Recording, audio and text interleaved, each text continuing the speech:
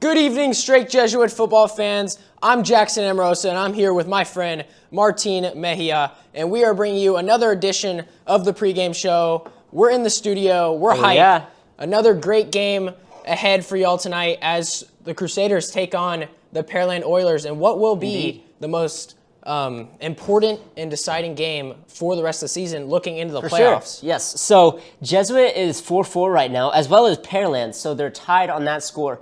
And on the district front, both teams are also 3-2, so that's 3 wins and 2 losses. So it's a pretty equal matchup, but what will Jesuit have to do to pull out with a win tonight? Yeah, so looking towards the playoffs, we take on Pearland here tonight at home, and then we're going to go to Shadow Creek next week, who is leading the district right now. They're undefeated, will be a very tough test. But focusing on tonight, we're going to need to beat Pearland by more than 4 points to ensure that we are in the playoffs, you know, as we are latched in a tie with Taylor, Pearland, and us. Right. But what's going to get it done tonight is a great question, because I think there's a lot of moving pieces that are going to have to come together for a win tonight, and it's all going to start on the offensive end. Bryce Fusick has been very good for us this year, has had a few ups and downs, but has really come on strong late, and I think he's had some impressive games and impressive stats, and will hopefully lead this team to a great win tonight. And our running backs are really coming in strong the second half, and they both have 100-plus yards. So that is Devin Baylor has 100-plus yards and 1 touchdown, as well as Giacomo Valente has 111 yards and 1 touchdown as well. Yeah, their performances last game were very good as they kept it on the ground to kind of shorten the game, make it a pretty easy win for them, as they did beat Hastings last Friday at home 57-21. So put up some big-time numbers, which will hopefully lead to some momentum into this game. You know, we got the home field. It's senior night out at Straight Jesuit Clay Stadium tonight, so hopefully the seniors are bringing the energy and ready to get it going. But going into the receiving room here, we got some really good receivers, and none other than Bryce Lanier is now the single-season receiving yards record holder, as he broke the record last week with 986 yards, and he did have a touchdown on both of his catches, notching 90 yards on the night. So those receivers, and I'm sure you'll mention a few here in a minute, but those receivers are going to be really crucial tonight that Bryce Fusick needs to find, and hopefully it'll get into their hands and they'll find the end zone. For sure. It's time to turn up. And our tight end, Chico Holt, had 84 yards and a touchdown, and Rhett Thibodeau led the way with 6 receptions for 109 yards and 2 touchdowns. Yeah, Rhett has also been another really dynamic receiver that Fusick has gone to when Bryce Lanier is being, you know, double teamed or locked up pretty heavily. Rhett has had quite a few touchdowns over the year. I believe he's now up to 6 on the year. So he had 2 in the game last night. So he's another guy to watch out for tonight if Bryce Lanier starts to get, you know, double teamed and Fusick has to go the other way. But like you mentioned, Chico Holt is another big time target for him, especially in the red zone. They like to go to him over the middle of the field. He's up to 7 touchdowns and nearing 500 yards on the season. Yeah. So he's also had a really good year, and I think, you know, those receivers are really going to make the difference tonight. But now, you know, it wouldn't be fair not to talk about the defense, because I think they will ultimately be what decides this game tonight, as both these offenses are going to be really high-powered. So it's really going to be who can stop who, and I think the defense will really have to step up in that regard. For sure. And Pearland is coming off a win over A-Leaf Taylor last Friday, 27-16. And in that game, it has massive implications for playoff seedings. So for the playoff. Yeah, like you mentioned. Yeah, so what that did is it really just kind of tied Pearland, Taylor, and us up in, you know, a 3-way tie. So that's why it's going to come down to point differential tonight. We're really going to have to, you know, not only beat Pearland, but we're going to have to do it by more than 4 points. So hopefully a touchdown. Another game to keep an eye on tonight, we want to mention, is it's going to be Shadow Creek versus A-Leaf Taylor. If A-Leaf Taylor can pull out a win against a very tough opponent in Shadow Creek, it'll make getting into the playoffs for Jesuit even harder. But you got to focus on what you can control, and I think, you know, we have what it takes tonight to get it done. And to highlight some of those defensive players that are going to be active tonight who have been inactive previously, Warren Brown and Jake Youngblood, both seniors, will be back in action tonight after Warren suffered an injury and Jake also suffered a knee injury earlier in the year. But they are 2 core defensive guys back there. Warren plays in the secondary, and then Jake Youngblood is a linebacker. So in the last few games, especially at homes, in the streams that we've covered, Strake Jesuits defense has really struggled to stop the run game, and I think bringing those two guys back in will really help the defense kind of plug up the middle and really, force some turnovers. So for sure, I think it'll be a very exciting game, and I think it'll come down to the wire. 100%. We have our team together now. Yeah. Time to turn up. Yeah, so thank you so much for tuning into the pregame show, and we are going to send it out to Thomas Hatfield and Robert Sellers at Clay Stadium, and we'll be back at halftime to cover the first half, and then again at the end of the game to cover the post game and to keep you updated all night. But thank you so much for tuning in. Enjoy the game. Go Crusaders. Go Crusaders. Woo!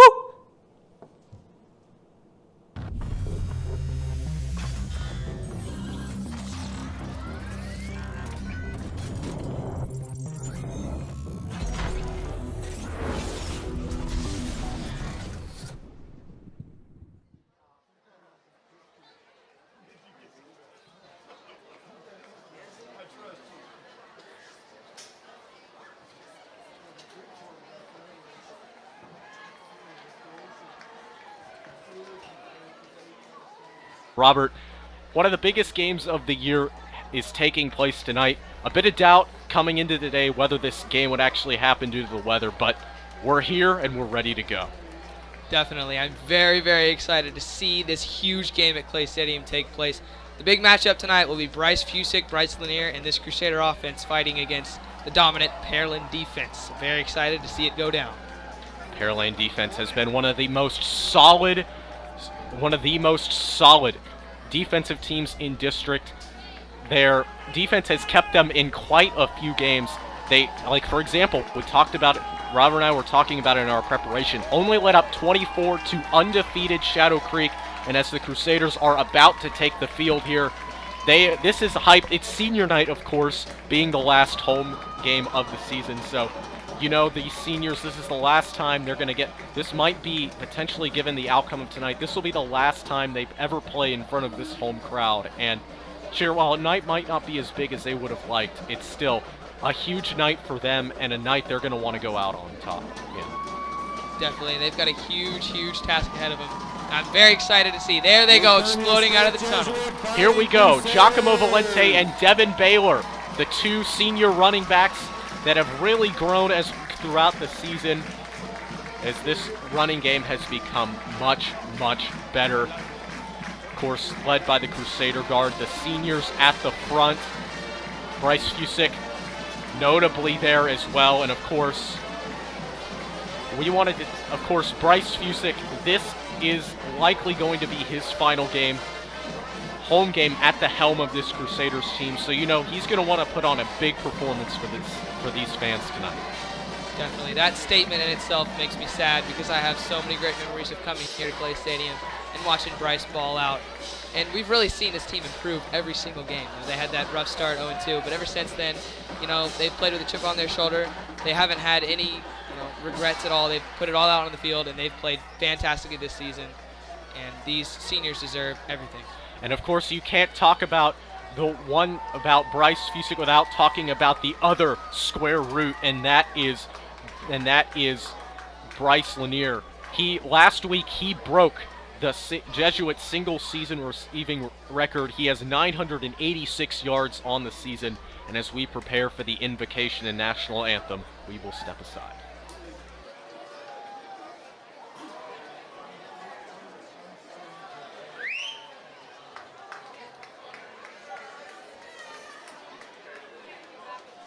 Would you please stand for tonight's invocation given by Father Jeff Johnson of the Society of Jesus. In the name of the Father, and of the Son, and of the Holy Spirit. Good and gracious God, thank you for all your gifts. Forgive us for our grievances. Save us from the self-pity, self-seeking, and faint-heartedness that is true poverty. Guide us into the hard ways of sacrifice. Make us wide-eyed for beauty and for our neighbor's needs, wide-hearted for love. Dull whatever leads us to complain, or feel envy at what another has. Keep us honest and eager to heal. Breathe into us the restlessness and courage to make something new, so that we may know what it is to rejoice. We ask this through Christ our Lord. In the name of the Father, and of the Son, and of the Holy Spirit. St. Ignatius Loyola.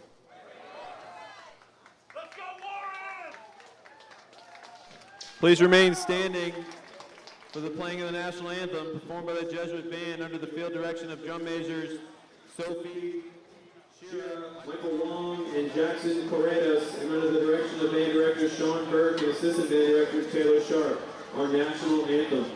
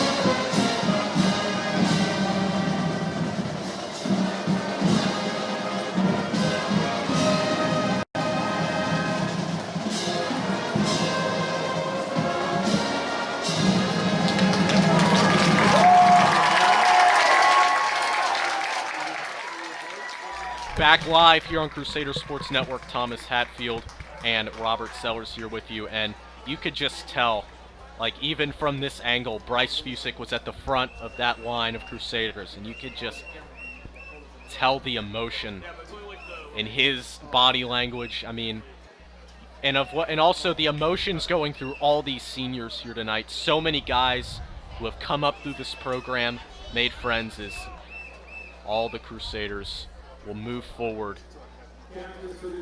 And you know, teamwork tonight is going to be very important. Biggest game of the year, just being on the same page in general, just going to be important. It's just going to be critical that this team is in sync, both sides of the ball, on special teams as well. I mean, they're just going to have to be going from the moment the ball is kicked off. Definitely, and I think they will be, especially on senior night. These guys have a great bond playing together for 4 years out here in front of the lights, or under the lights rather. And it just makes me so proud to see them out here. I've watched so many games of them. They've played so well. They've grown so much. And just to see the captains out there, like Bryce Fusick, as you were talking about, his relationship with Bryce Lanier, obviously, you know. Them too, Bryce Lanier has more receiving yards than the Pearland starting quarterback. And also a guy like Chico Holt and then Jack Youngblood, those 4 captains, 4 seniors. It's really great to see them reach the peak of strict Jesuit football. The Oilers won the toss. They have elected to get the ball to start the second half. So the Crusaders will get started with the ball. And you know that they are definitely going to want to have the momentum, because with Pearland getting the ball to start the second half, it's just you have to have the points up on the board. And as mentioned in the pregame show, the Crusaders have to win by 4 tonight to guarantee a playoff spot. And with Pearland, all they need to do, it's simple. Win, and they're in, and the playoff seedings will be set. It will be Shadow Creek, Pearland Dawson, Pearland, and A-Leaf Taylor. So Jesuit needs to win tonight to stay in the hunt. They need to win by 4 in order to get into the playoffs guaranteed tonight. So much on the line. Here we go. Jackson Stagg will be off to kick it for the Crusaders.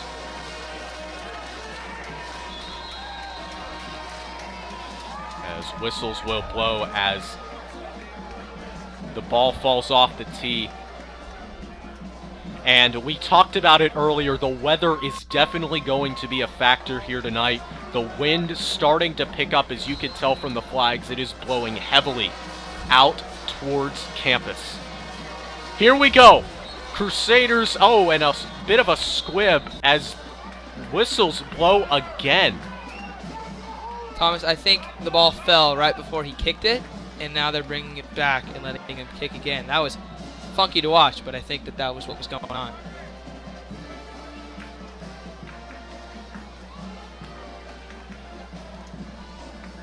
And they will have, now we will have a holder. Ashton Hampton, junior defensive back, will hold it for the Oilers. As this time it's for real. Third time's the charm. Off we go from Clay Stadium. Kickoff time is 7:02. That'll get past Rhett Thibodeau. He'll kneel it down in the end zone. That'll be a touchback. As here comes Bryce Fusick and the Crusaders offense. And again, we talked about the importance of starting off with a bang. And starting off with a bang has been something the Crusaders have done a great job at the past couple of weeks. Poster child of that was in the game against Dawson when on the first play from scrimmage on a screen pass, Bryce Lanier took it 75 yards. Definitely. This offense has been very explosive, and I think the key to that is balance. Hand off to Devin Baylor. He'll get the edge, and he'll be tripped up, but he'll run through the tackle as he'll get about 2 on that run. Devin Baylor, what a story he's had. Out week 2 last season with a torn MCL, coming back in week 3, getting the game-winning touchdown against Spring, capping, and that's just the perfect cap to quite the year he had. It's just a ton of emotions. Injuries can cause a ton of mental doubt, like, can I really do this? How is this injury going to limit me? And so far this season, he has been he and Giacomo Valente have formed a dynamic duo. As that'll be a screen pass out to Bryce Lanier, but he slipped. Again, we talked about the conditions being a factor, and it looked like he just slipped on that. It did. It's been raining here all day at Strake Jesuit, and maybe the ground was a little slick. Lanier lost his footing, just slipped, and led to an incomplete pass. And that might not be the first time we see something like that happen tonight, especially if the rain picks up. Absolutely. It kind of looks, I did see a few drops fall on the glass in front of us. It does look like the rain may start to pick up here. Some rain is in the forecast for the next hour. Now they'll do a touch pass to Bryce Lanier. He'll get up to around the 30. And now it will be 3rd down for the Crusaders. And I gotta say, I don't like the call on that 3rd and long. I mean, maybe you think that they can get a block at the edge and pick up some yardage, but on 3rd and 8, you go with a jet sweep. Interesting start for the Crusaders offense, and not the great start that we had wanted.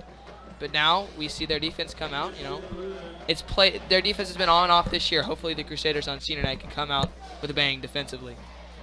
As this will be a punt. What just was 3rd down, excuse me. Oh yeah, that might be a penalty.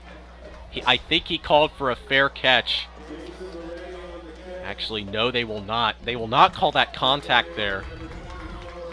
I don't know whether that was on them because he had momentum. I'm not sure. I didn't see a fair catch, but I wasn't really looking at the receiver the whole time. It might have been a fair catch, but if he did call a fair catch and the Crusaders tackled him, then it should have been a penalty. Yeah, but they called that the second.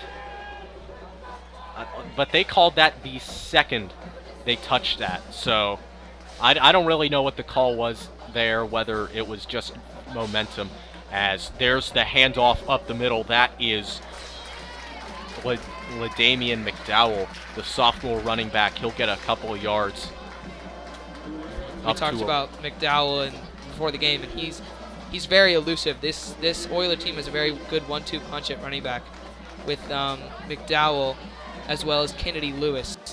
These two have been great. And I also want to point out they have a all-sophomore backfield, both Jackson Hamilton and LaDamian McDowell, both sophomores for this Pearland team. Out of the I formation, as they'll hand it off to McDowell once again. He'll get the edge, and he's got some room, but he'll be forced out at around the 49-yard line. There's the speed again showcased by McDowell. for a normal running back with not that much speed, that could have been a loss on the play, but he really turned on the Jets, accelerated around the edge, and turned that into positive yards. 3rd and 4 here. This is a very big play to start the game for Strike Jesuit.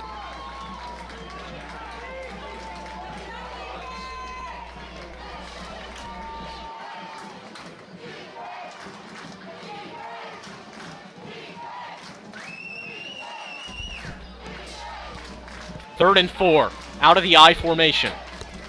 Handoff to McDowell once again. He will be stuffed, and the Crusaders come up with a huge stop on their first drive. Definitely. Back-to-back 3-and-outs to start the game. Crusaders did a great, fantastic job stopping the run. And that really has been the key for this Crusader defense. They've been able to stop the run. Usually their defense plays phenomenal. So it's great to see them start off strong like that. Absolutely. Punt team will be out for the Oilers. Perfect snap and a great punt here. That will sail out past the 25-yard line to around the 23. 2 quick drives and the defenses are on fire to start this one. And we talked about the conditions and game planning. This is definitely going to be a run-heavy night, and we've already seen it. Definitely. Usually we see the Crusaders start out with some explosiveness. Like you said, the touchdown against Dawson with the 1 play. But it's been runs. It's been 2 runs for the Crusaders and a failed screen pass. So I think the conditions, these weather conditions, really are playing a factor tonight. Here we go. Out of the pistol. Handoff up to Giacomo Valente. He'll get it up to around the 30-yard line. His first carry of the night. Yeah, Giacomo's really, really hard to bring down. He's a big boy, and when he gets some momentum going, he's hard to tackle. And the 1-2 punch of him and Devin Baylor, they've really improved every single game that we've seen them. And the key to Bryce Fusick having all these great passing yards and him having such a great season really has been the run game. Giacomo Valente, Devin Baylor have really been a great support system for him. Absolutely. 2 guys with a lot of power, as you said. And, you know, they've really utilized that just running up the middle. But also they've got great legs. They've got great moves as well. Giacomo showing off the elusiveness earlier this year on that great hurdle, as that'll be on a toss up the middle, as he will chug, and he's got the first down. The first down of the night comes with 8:29 to go, as that'll be a Jesuit first down at the 36-yard line. It's great to see them run the ball successfully, isn't it? We were just talking about these conditions affecting play calling, and I think it's still affecting play calling. As we saw, as Giacomo now subs out, he ran the ball twice for 11 yards and first down. Even if the conditions are not very good, the Crusaders are still running the ball effectively, which is really, really awesome. Oh, Devin Baylor lost his footing for a second, but he regains it and he'll get up past the 40-yard line. You know, he just shook his head there like he really could have had a chance to break it there, but, you know, just slipped. Again, the conditions. They may be playing on turf, but that's no exception. Definitely. We might sound like a broken record tonight talking about these weather conditions because they are going to play a factor. And I just want to highlight the great IQ from Baylor there. He slipped. That was a little bit of a funky start to the play, but he kept his balance, surged ahead, picked up a good 5 yards on first down. Absolutely. 2nd down and 5 here from the 41-yard line. 2 running backs in the backfield once again. They'll go with the option. Fusick will take it himself. He'll get a few up past the 43. So that's 4 straight run plays for the Crusaders. The play calling, I mean, it's been effective. They've picked up some good yardage, but now 3rd down and 4 after the short carry. The playbook's open here. It would be really tough to run the ball here on 3rd and 3, but they might. We'll have to see where Fusick is, where Coach Vikoch is at with his play calling here. If he really trusts in these conditions for Fusick to throw the ball, or if he keeps it on the ground. See what offensive coordinator Ryan Allman has dialed up for Fusick in the offense here on 3rd down and 3. Once again, 2 running backs in the backfield. Handoff up the middle. Valente, did he get there? I think he did. Wow, what a run from Giacomo Valente. I thought he was bottled up there and he was going to end up short, but he just pushed forward and moved the stains. I mean, not stains, the chains. And that's another run play for the Crusaders. They've just kept running it. and it's been effective. I love a good running game. That's one of my favorite things to watch in football. And if they can keep doing that tonight, then once they just do a little bit of play action, it'll set that up wide open over the top. So I'm excited to see the rest of this offense. First down and 10 from the 46. Almost half the quarter gone already. Fusick will take it himself, but he will go nowhere. He will be taken down behind the 45-yard line at around the 46, at around the 42, around the 43, 44-yard line. Another option run from Fusick. Both times he's kept it, it really has not produced very good results. They've been very keen to sniff that out, and credit the Pearland defense, and especially the defensive line, from stopping Fusick from getting some running room. Absolutely.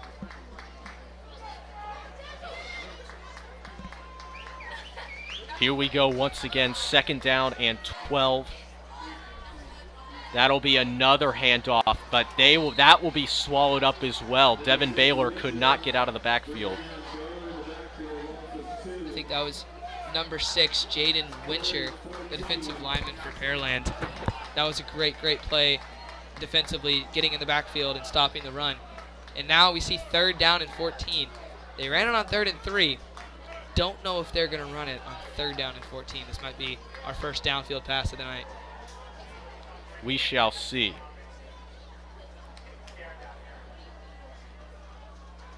As that will be a pass incomplete. Bryce Fusick a little frustrated after that one, as the punt team will come out for the second time tonight. He just missed tight end Chico Holt over the top. He had him open, just put a little bit too high. And for the first downfield pass attempt of the night, goes incomplete. But that was a time-consuming drive. Now 4:49 left in this game. This is a new version Strake Jesuit offense. We have not seen this ground and pound very often. Oh, they might have a shot here. Luna's going to get it away, as that will take a little bit of a bounce at up to the 41-yard line, 39-yard line, excuse me. Great effort by Christian Luna to just get it away. Definitely, but still you hate to see a mistake like that. Even that mistake right there might have cost the Crusaders a good 20 yards. In a slow game like this, you really want to minimize mistakes as much as you can, because right when you make one, they could set up Pearland to really take advantage of that. But you're right, it was a great job for him getting it off and not taking a sack, because that cost them about 40 yards. Here we go. Oh, he lost the snap. Pitts will just have to fall on it. Excuse me, Jackson Hamilton, the sophomore quarterback. A lot of sophomores on this team tonight, making impacts. A very young team, however, offensively, Pearland offensive output has not been that as much as we have been used to. Definitely. And we saw why right there. Mistakes. That was a high snap, went over Hamilton's head, cost them 15 yards. Now second down and 25. It's very hard for an offense to find production on second down and 25. Sweep to the right. He'll get some room, but a big hit there by number 12, Jaden Jenkins, the sophomore defensive back, just laid on the anvil. He did. Sophomore on sophomore right there, and a big hit from Jenkins. But a nice run from McDowell. He really accelerated through that hole. It's going to make this a manageable third down.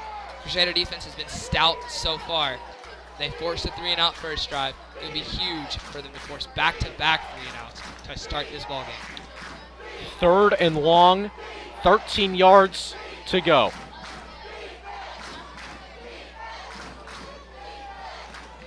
That will be a designed QB draw, but he will barely get back to the line of 10 yards. That will be 4th down and 9. 4th and 9. That was number 57, Logan Lorenz, who made the tackle on Hamilton. And once again, I do not like that 3rd and long play call. You have it 3rd and long, and a quarterback draw seems a little interesting. Maybe they're setting up for future plays. But back-to-back 3-and-outs forced by the Crusaders. Very dominant start. Good blocking by the Pearland team, as that is a great punt there. That will be inside the 15-yard line, down at around the 13, 12-yard line. Great job, like I was saying, great job of blocking by the Crusaders. by the Oilers. Just protecting their punter. Definitely, and that was a great punt. A slow game like this, field position can be very, very vital and important. And if you get a punt that goes from your own 40 all the way down to inside the 15, that can really change things and really put a lot of pressure on the offense. Fusick will hand it off to Devin Baylor as he will get it up to around the 15-yard line. I gotta tell you, this Pearland Dawson team is doing a good job adjusting to the runs.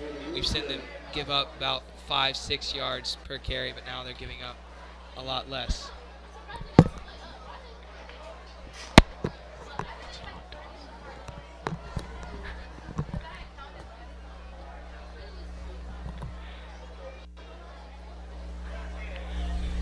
Second down and 7 here from the 16-yard line. Shotgun formation. Chico Holt will go in motion. Another handoff to Baylor as they will drive him back. However, forward progress will likely mark him at the line of scrimmage. Great job by the Pearland defensive line again, getting in the backfield, forcing a 3rd and long. Back-to-back run plays to start this drive. Both have gone for very minimal gain, if any gain at all. Now 3rd down and 7 deep inside their own territory. This would be a very big conversion on 3rd down if the Crusaders can make it happen. Let's see what Ryan Allman dials up here on 3rd and 7. Here we go.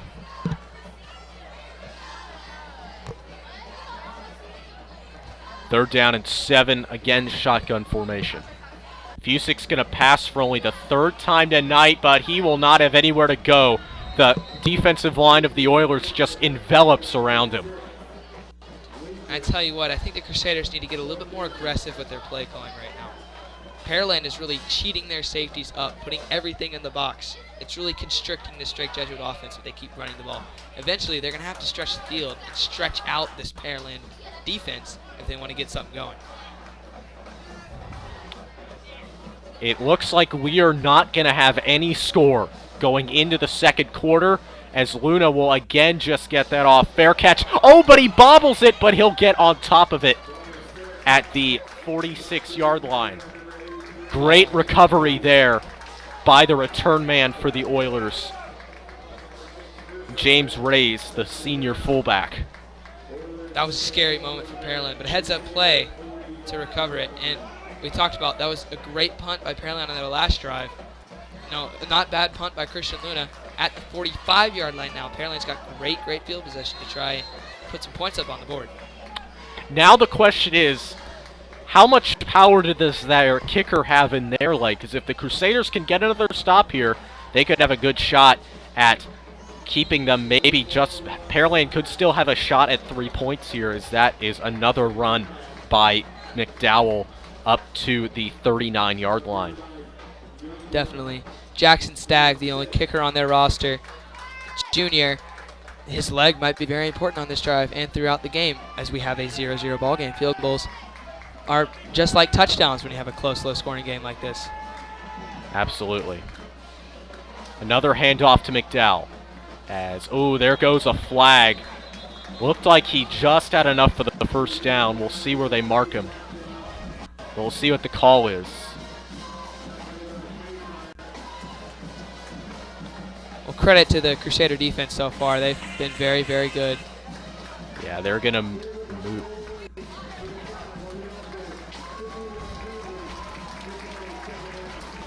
A legal block below the waist on number 5, Juan Martinez, another fullback. Very traditional pro-style offense we've seen. 2 fullbacks on the roster. Seen a lot of I formation as well. Definitely, they've really been run heavy, as well as the Crusaders have been 0-0 after the end of the first quarter. Who would have thought that it would have been 0-0 as the first quarter has come to an end? I certainly didn't. I don't know if you did either, but still a lot of football left to be played. We will be right back. You are watching Crusader Sports Network.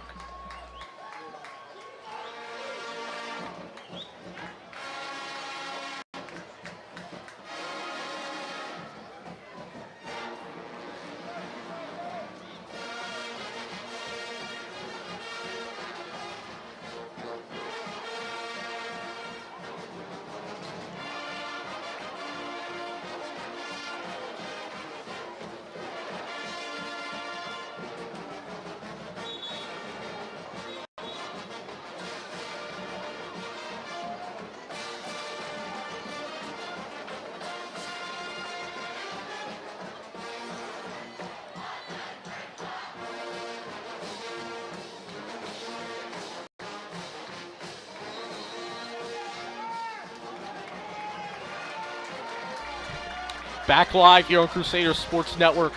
Here we go. Last 12 minutes of the first half coming your way. As here it is on first down. The first pass attempt of the night for the Oilers, and it's going to be a huge gain. However, another flag's going to fly in. 2 plays in a row, we've had a flag. This one might be coming back. It was a first down pickup inside the 40 line for Pearland. They moved all the way back to 2nd and 17. Now they might move all the way back again after a very, very good play from running back LaDamian McDowell. Yep. You just hate to see that. It kills a drive. Yep, as you could see, the line judge was signaling to bring the ball back.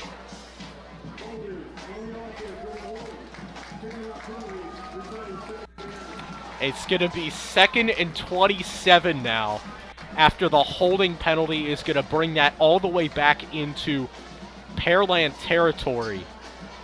And after the good field position the punt left them, they are already fighting for their lives here at the start of the second quarter. Definitely a costly mistake from Patrick Bridges. As a wide receiver, you just don't want to make holding penalties like that. That's a huge mistake on your team. Absolutely. Empty set.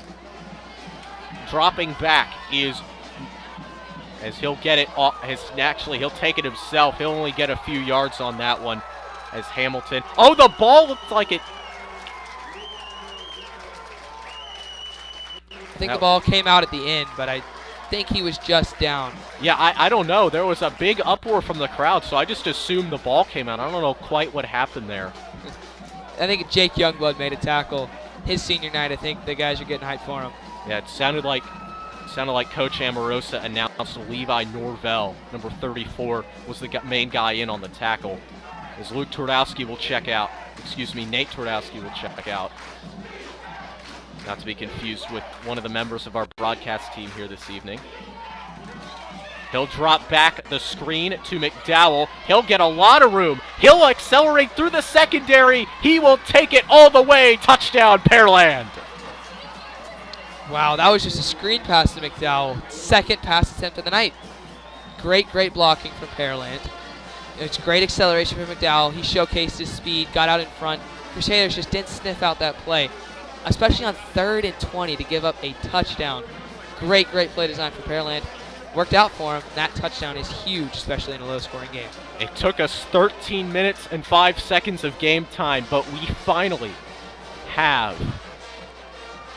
points on the board as the extra point is forthcoming. It's up, and it is good. 7-0 Pearland here. 10:55 to go in the second quarter, and that field position did not end up mattering. No, it did not. Neither did the 2 penalties. And I got to say, that was a horrible showing for the Crusaders on 3rd down and 20 to give up a touchdown. I mean, you want to hold them to very little yards on 3rd down and 20. You want to at least hold them to not get a first down on a 3rd and long. But to give up a touchdown really is demoralizing. Absolutely.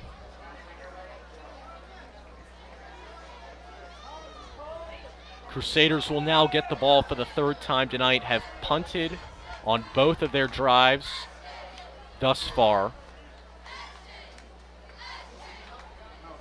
On all 3 of their drives thus far. Both teams have had 3 drives.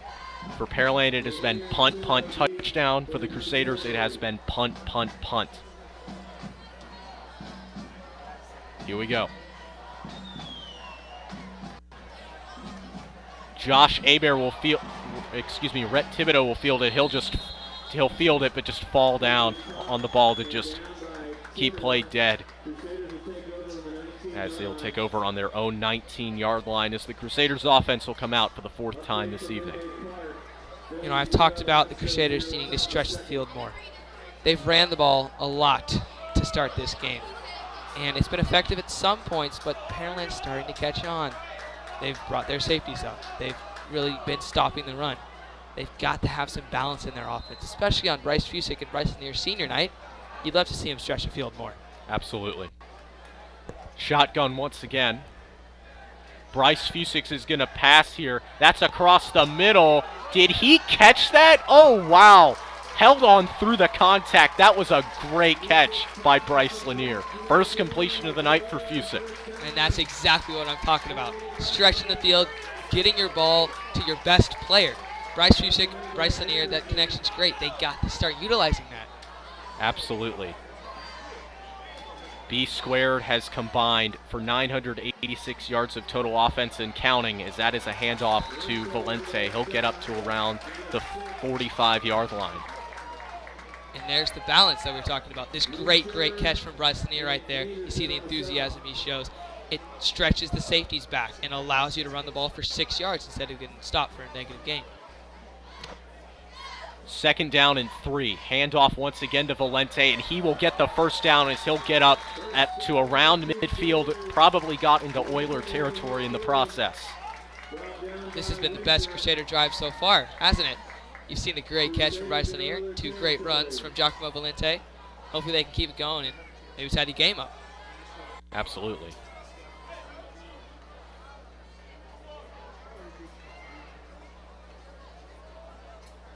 As we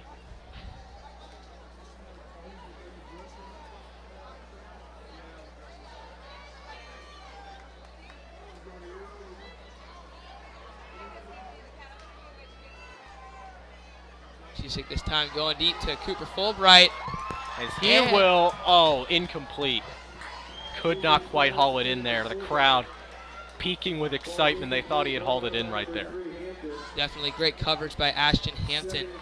Fusick threw up a one-on-one ball to Cooper Fulbright, and he almost had it. We thought that he had it. It looked like he did, but at the last second, Ashton Hampton got a hand in there and ripped it out. Great play from him, and now it's 2nd down and 10.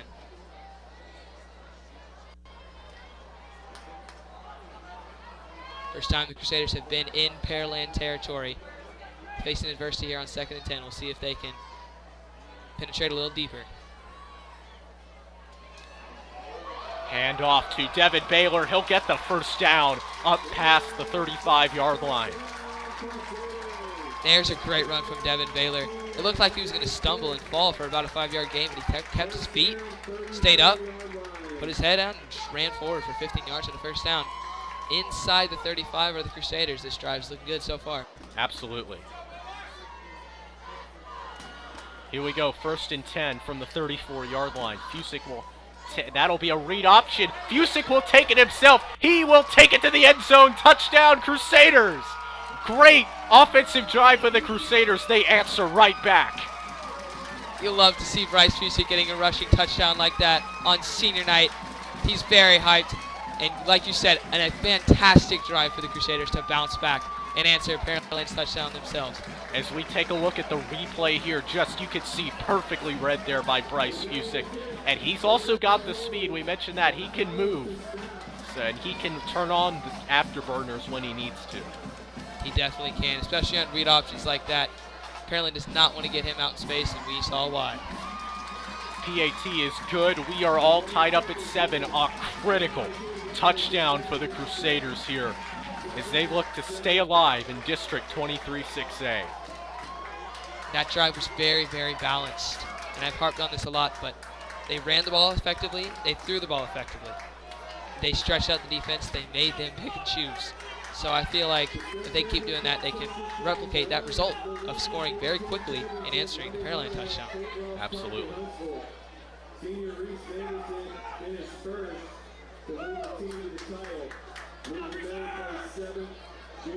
As we hear Coach Emarosa announce the cross country, as we are once again the regional champions. Here, Reese Vanderson clinching us the title. Reese Vanderson, of course, the senior, one of the best runners in the entire country. We are proud of him, as we are all of our sports, all of the SJ Sports here, Crusader Sports Network. And football is not where we end. We've got a ton of content coming up for you after football is over. Hockey continuing. We've got 3 straight weeks of that. And then basketball starts here in a couple of weeks. First basketball stream will be November 15th against Memorial. As here we go, the kickoff, as whistles will blow. And it looks like they are going to re-kick this. Thinking the same thing happened where earlier in the game where the ball fell off the tee right before he kicked it. Absolutely. As Coach Vikac, head coach of this team, took over last year, it was for the longtime coach going on to the NFL, Clay Kubiak, to be one of the quarterback coaches for the San Francisco 49ers. And, you know, there was quite a bit of transition last year, both on offense and on defense. Obviously, the move to a much more pass-happy offense under offensive coordinator Ryan Allman coming over from Brazosport, but also a shift in the, not necessarily a shift in culture, but it was just a new era of Crusader football, and you can really feel it here these past couple of years as he'll bring that up to around the 36-yard line. You're definitely right, and it's been very exciting to watch this pass-happy offense. Bryce Fusick has fit perfectly well into that scheme. He's been incredible, and for this to be his last home game, it's very sad to see him go. Absolutely. You know, an offense that was really designed around his strengths, you know, spread-style offense built for a scrambler type, an improviser, guy who can get out of the pocket, guy who can sling the ball, but also a guy who can just thread the needle. That's really what the spread-style offense is meant for, and of course, the power-style run game that Jesuit has always been known for, incorporated very well into that system. Just a great complement of tradition and new analytical thinking, as this will be a drop back out of the eye and dropped by number 1, the junior wide receiver, Patrick Bridges. Well, that's the first pass attempt to a wide receiver that Pearland has this entire game. They've had 2 pass attempts. One was successful but got called back. The other was a 50-plus yard touchdown. But there, Patrick Bridges, we saw him have a holding penalty last drive, this time a drop pass. Maybe it's due to the wet part of the ball. Maybe the weather's playing a role in that. We've seen some dropped kickoffs and stuff like that, so I think maybe the weather affected that play. Absolutely. 2nd down and 10. That'll be a pitch to number 9, Kennedy Lewis, one of the senior captains, as he will get a first down, but it looked like, yeah, there is, as I thought, there was a flag on the play. This is likely going to come back as well. We'll see what the call is, but definitely last drive there were 2 big penalties. We'll see if there's number 3. Illegal block in the back. That is Bridges once again on the penalty. Had the drop on the last play. Illegal block in the back on this one. He's definitely having a tough start to this game. And you hate to see that because that was great blocking by Pearland that set up a great run by Kennedy Lewis. They were going to have a first down, and now 2nd and 25. Last time we saw this happen, we thought it was going to kill their drive, but it ended up helping them score a touchdown.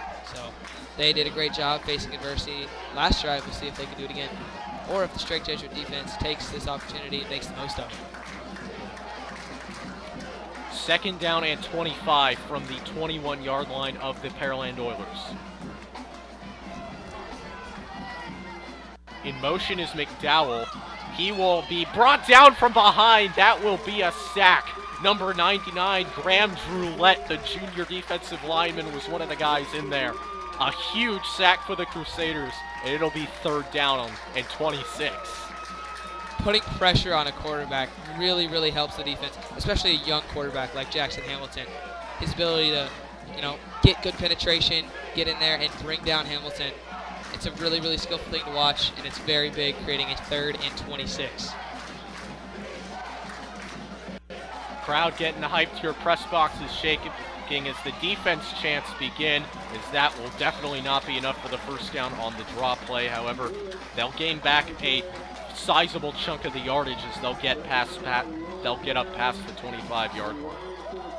Definitely 3rd and 26. It's a little far-fetched to try to get a first down. So halfback draw is just kind of a safe play, like you said, to get yardage, make it a better punting situation, and hopefully improve field position. One thing I've also noticed that the punt team has done tonight, they've been keeping it away from Bryce Lanier. As you can see there, he just kind of rolled out to his right, I guess you could say, as that will be fielded by Josh Hebert and immediately taken out of bounds. You're right, and I know that I've seen the effectiveness of Bryce Lanier and the punt return team. I remember watching one of his punt returns. I don't know if he's had more this year, but he is electric whenever he touches the ball, so it's very smart of the punter to keep it away from him. And you're right, He sort of walked out to the right, let his guys get downfield before punting it. If there's anything that I've really been impressed with Pearland so far, it's been their special teams. Tied at 7 with 7:29 to go here in the second quarter. Senior night here on Crusader Sports Network. Not only senior night for the players on the field, but also senior night for us here on CSN, as that is a handoff to the senior running back Valente. He'll get maybe a yard on that, but definitely got back to at least the line of scrimmage. Definitely a lot of seniors involved tonight. All of them have made such a great impact on our school, including you, Thomas, and everyone else at CSN. We're definitely going to miss you here. Absolutely. You know, it's kind of sad to think that this will be the last straight Jesuit football game that I will be personally part of the broadcast of, but you know, that's just part of the industry. It's part of high school football, as we're seeing here tonight.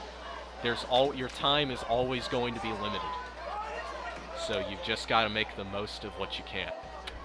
Second down and 10.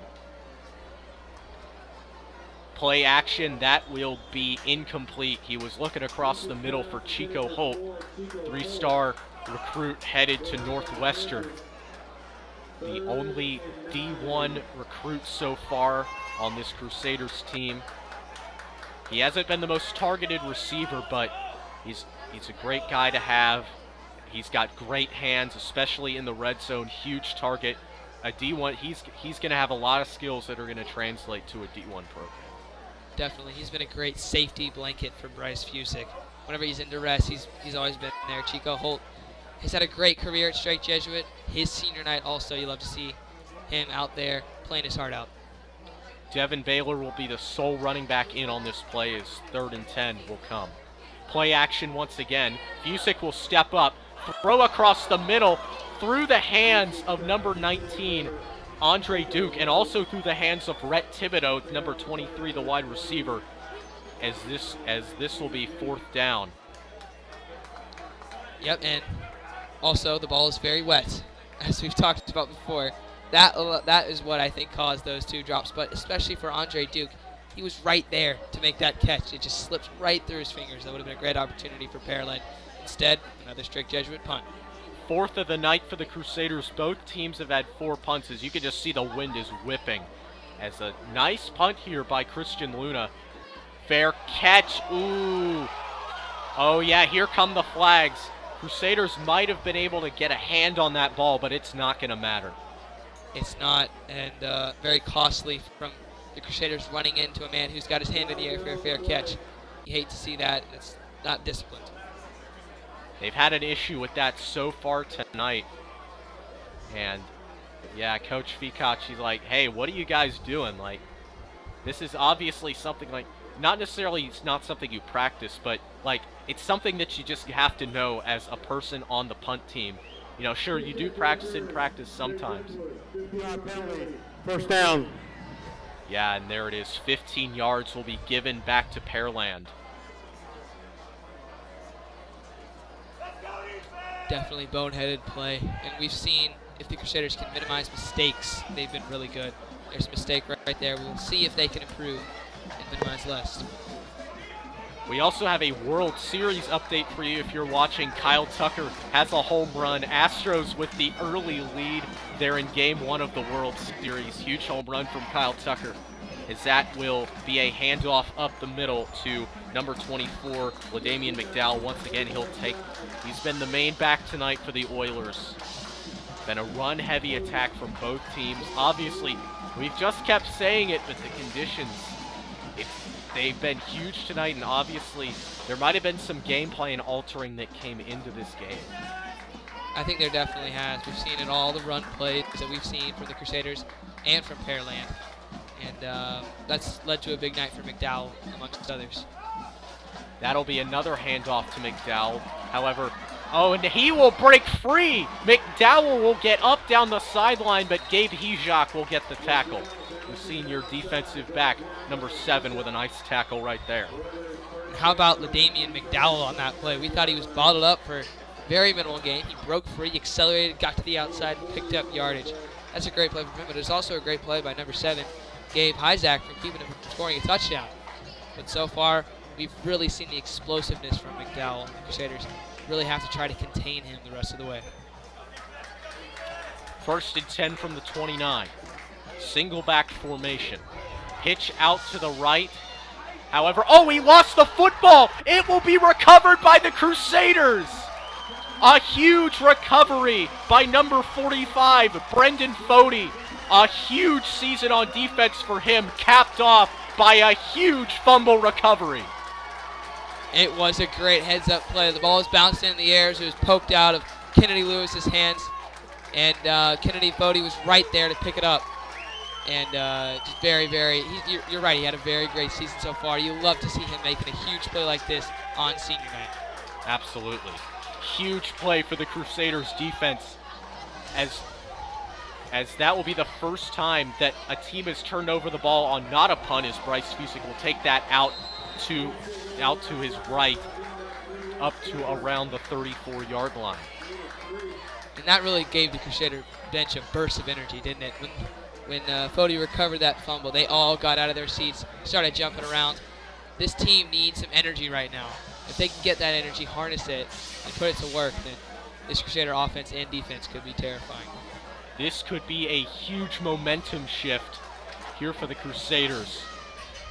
Either that, or depending on how you're seeing the game, a momentum decider, as that will be up the middle to Devin Baylor.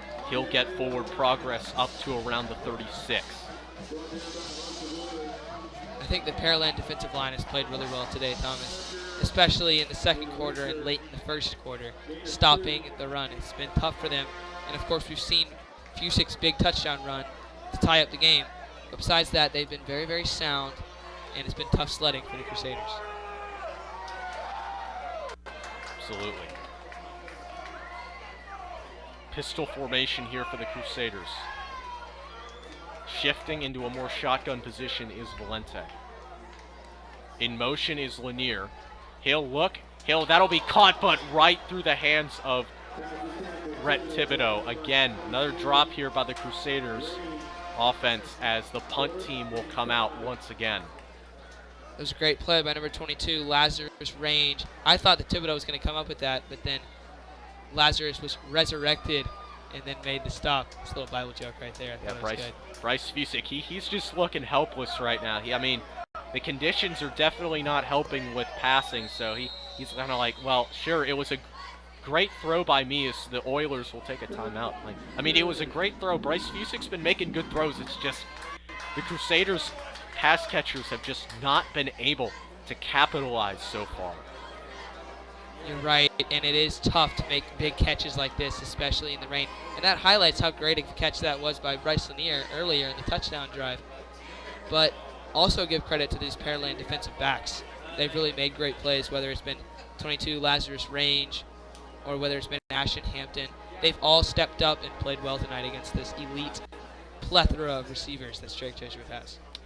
We usually think of Bryce Fusick as being more of a guy that is going to make the plays. He's going to be kind of an improviser, get out of the pocket. But tonight, we've really seen him be more of a game manager type quarterback, just handing the ball off, just short passes, just moving the ball down the field. And so far, it's worked. We have seen a little bit of that explosiveness, of course, on that touchdown run. But tonight, he's not necessarily taking a backseat role, still been essential, but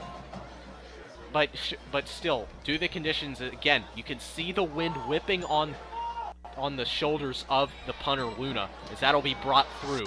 Oh, he'll get a hole. He'll get past midfield as the punter Luna. Oh man, he laid it down. It's great to see Christian Luna make a play like that. I think he's made plays like that on punts before, but that was a great return by 80 Jason Loretti. But like you said, that was a great play by Christian Luna to save the touchdown. Yeah, kind of a Pat McAfee right there. Kind of reminds you of that play, didn't it? I mean, but actually, hold on a second. They're going to spot the ball back inside.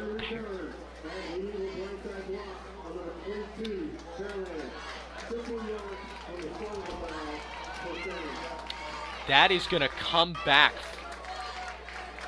as we have got another score update from the World Series Game 1. Martin Maldonado with a single in the bottom of the second. Yuli Gurriel will score off of that. 2-0 Astros in the second inning of Game 1 of the World Series. Justin Verlander been solid so far in that game.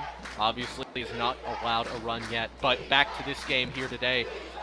Bunch of big games going on right now, including, of course, the big game between Shadow Creek and A-Leaf Taylor that we will all be watching, as that is a pass out to number 4, Aiden Glasper. Definitely has big implications for both of these teams' futures and their playoff chances. Absolutely.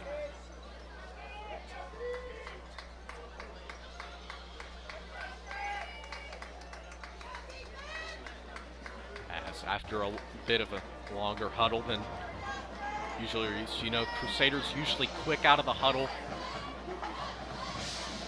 Good playbook knowledge, obviously, as that will be a run to McDowell. He will be wrapped up. A big tackle there by number 95, Jackson Pressmeyer. It was a great tackle and a big tackle, because we've seen what McDowell can do in space. And for Pressmeyer to wrap him up, take him down, and force a... Sorry, that's a move change for the Pearland team. I thought it was going to be a third down. But it was a great tackle by Jackson Pressmeyer, and we've seen McDowell be explosive. Absolutely.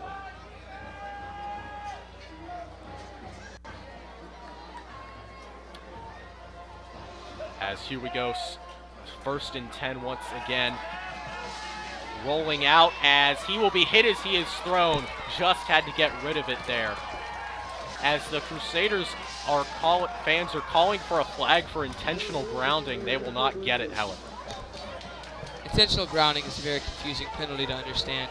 It's usually when the passer throws it towards nobody, but I think that Jackson Hamilton was outside of the tackle box, which are those 2 white dotted lines, and I think that's what the call was. Yeah, it looked like he had just gotten out.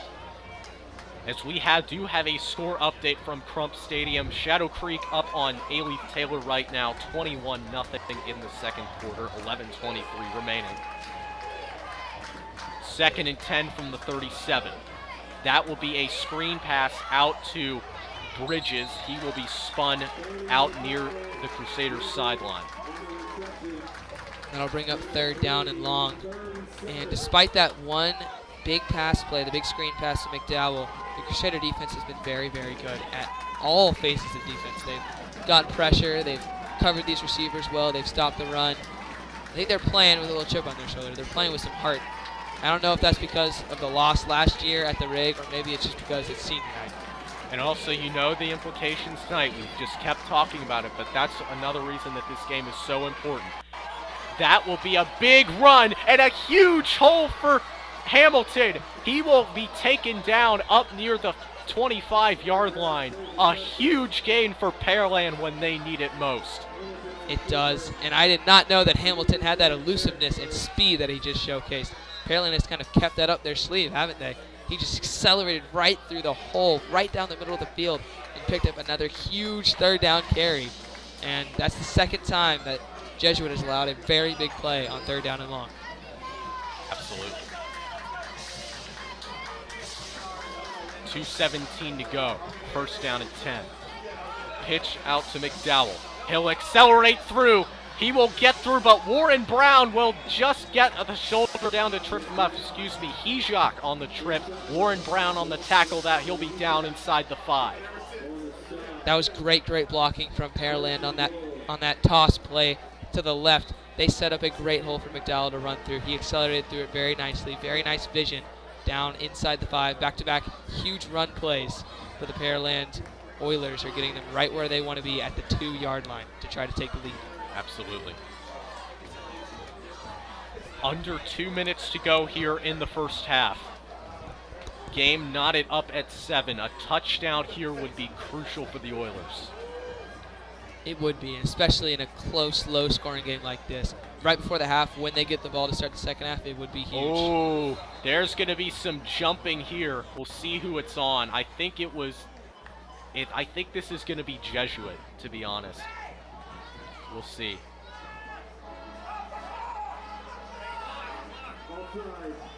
Yep.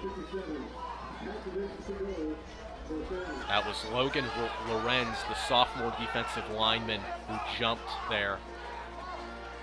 It just looked like he pushed an offensive lineman I'm not sure what he was trying to do there, but it's going to cost his team about a yard. It's not really that costly of a penalty on 1st and goal from the 2. Marcus, not great. Marcus Harris will check out. Jax Priestmeyer will come back in for the Crusaders.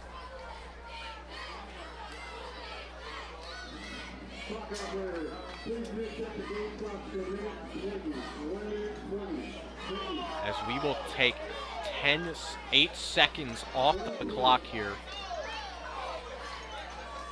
I wonder why. That's a very interesting thing after a penalty to have, but usually you'd think they would add seconds because the clock was running, but I'm sure they've got their reasons. You are right about that. As we do have a little bit of discussion going on here between the officials.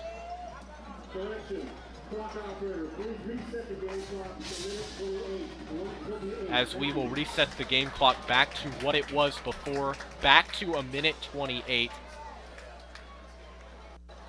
And after a brief stoppage of play, we will now have 1st and goal from the 2-yard line.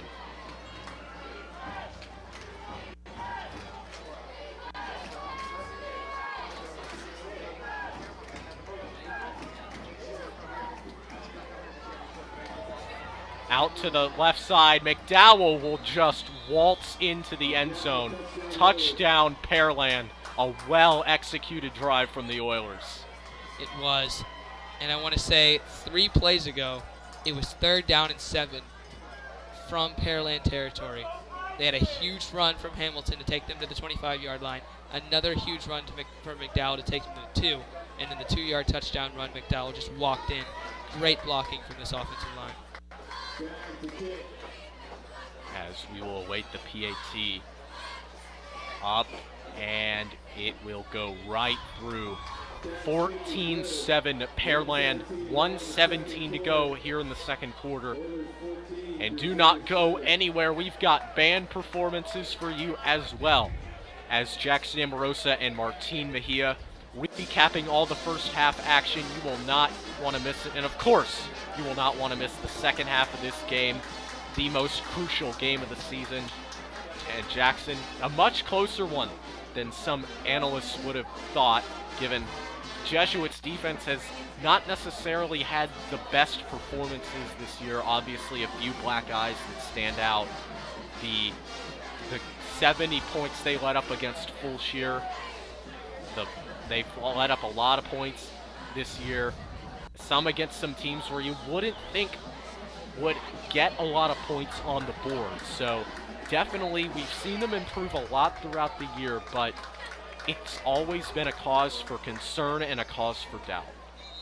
It has been, and so far today, they've really done a great job stopping Pearland, except for the big plays. If they want to win and play well in the second half, they got to negate the big plays. Abear will return it. He'll get up past the 20-yard line to around the 22-23.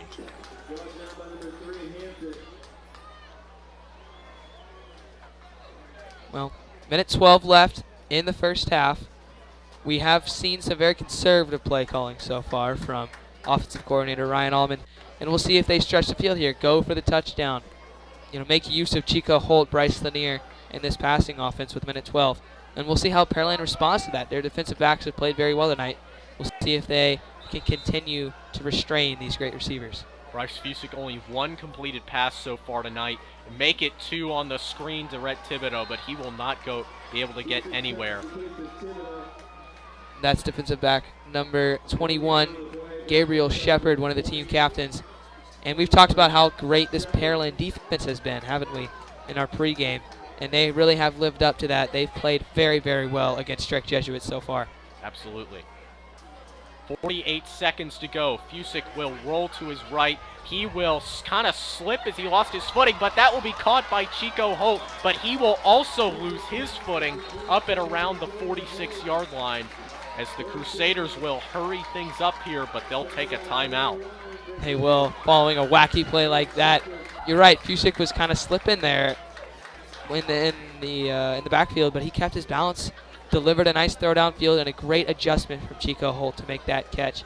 His second really big pass play for the Crusaders has got them in Pearland territory on the 46-yard line. We'll see if they can pick up a big score and a big answer before halftime to kind of shift momentum towards their side. Absolutely.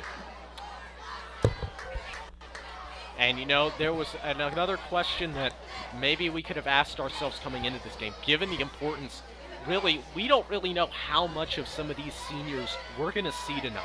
Like some of the lesser utilized guys on the bench, guys like Kale Delar, Valentino Vigil, Gavin Ortega, guys like that. We don't really know how much we're going to get to see them tonight, but, you know, still nice guys to have on the bench, nice guys to have in support in a big game like this. You're right, and it's not only the seniors that we see, but the seniors behind the scenes that help the seniors that we see. As that will be a throw just over the head of Bryce Lanier. Helpful that it was on the sideline. As it will be 2nd down and 10, 34 seconds left. Clock stops after the incomplete pass out of bounds. Time is definitely of the essence for the Crusaders. They'll need a big play if they want to get in the end zone, but you also want to try to set up a field goal, at least get points on this drive before the half ends. With 34 seconds, 2 timeouts, you want to get in comfortable field goal range. Absolutely. Here we go. Houston. He'll drop back. He'll throw. That will be just over the head of Cooper Fulbright. Incomplete. In on coverage was Lazarus Range, the junior defensive back, number 22. He was all over Cooper Fulbright on that play, just blanking him. He's got great range. And I'm really good with Lazarus Range. I got some 2 good jokes on him. But he had great coverage there like he's had all night, and these Pearland defensive backs have played really well. Very impressive against this stout group of wide receivers. Absolutely. Only 1 second will have come off the clock as a result of that play. 33 seconds to go. Officially 32.3 seconds. Fusick. That'll be a screen out to Valente. He'll get some room. He'll bull forward up to around the 40, but it will not be quite enough for the first down. As Bryce Fusick's going to call a timeout. He isn't quite sure what the Crusaders are going to do here. And if I'm Coach Allman, I'm going for it. It doesn't matter how much time the Oilers will have on the clock. I'm going for it. I agree. Senior night, you got a good crowd here.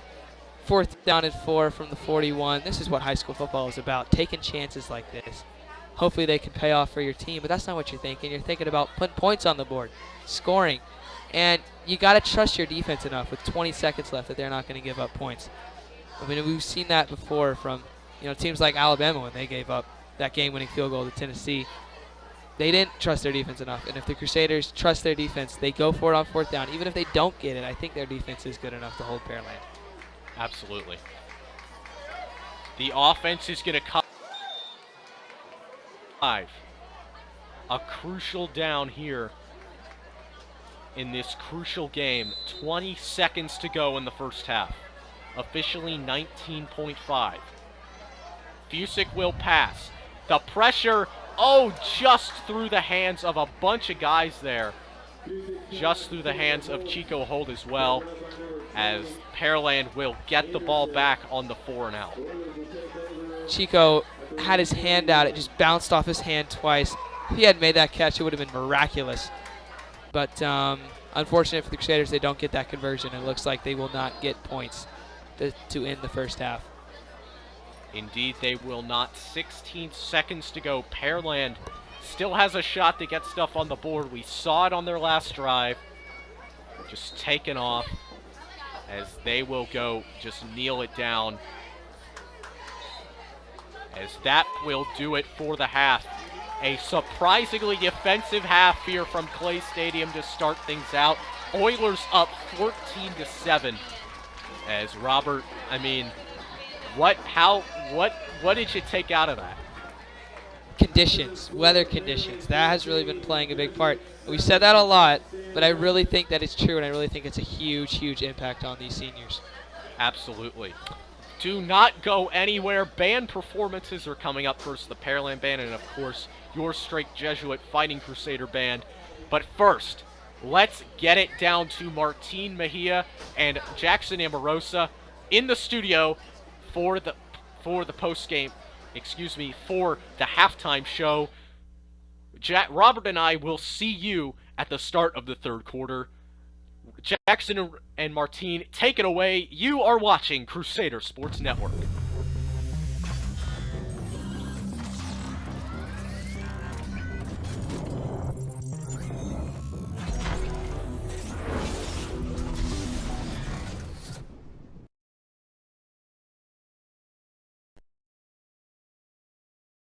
This is my friend Martine Mejia, and we're here for a little halftime show, a little update, a little recap from an exciting first half. So let's break it down. Martine, what were your biggest takeaways from the half? So Bryce Fusick got a touchdown. That was awesome. Our D-line they're trying really hard, and they're succeeding most of the time, I think. Yeah. We're going to the half down 14-7. Low scoring half, a little bit surprising for me. A lot of punts. Both defenses have actually done a really good job containing some of the superstars on the offensive side. Jesuit has had a little bit of trouble getting it going offensively. Bryce Fusick's having a little bit of issues, getting it out to different receivers, and the run game has been a little slow. But like you pointed out, Fusick was able to get it done by himself on the feet with a really good rushing touchdown, really good play call, design run, got it done to tie it up 7-7, and then right before the half, Pearland drove down the field and knocked in another one to lead 14-7. They will get the ball out of the half, so it's going to be really important for the defense to kind of, shift the momentum back, get a stop. But I mean, ultimately, I think what's going to come down in the second half is we didn't turn the ball over, besides that turnover on downs right at the end of the half, but we've kept control of the ball. We have forced a fumble. Right. Did a really good job forcing a fumble. Really good play by the defense, but we're just going to have to, win in the margins, do the little things correctly, and I think we'll get back into this game. Once again, we need to point out 4 points is a magic number tonight. We win by, about a touchdown, more than a touchdown.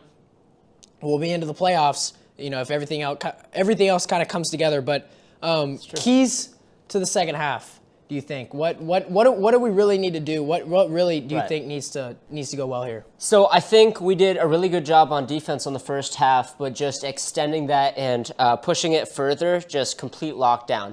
And I think just locking down on defense, and then just that consistency on attacking and having our superstars just go out there and push themselves and just be what they're superstars for, and just kind of go out there and show it.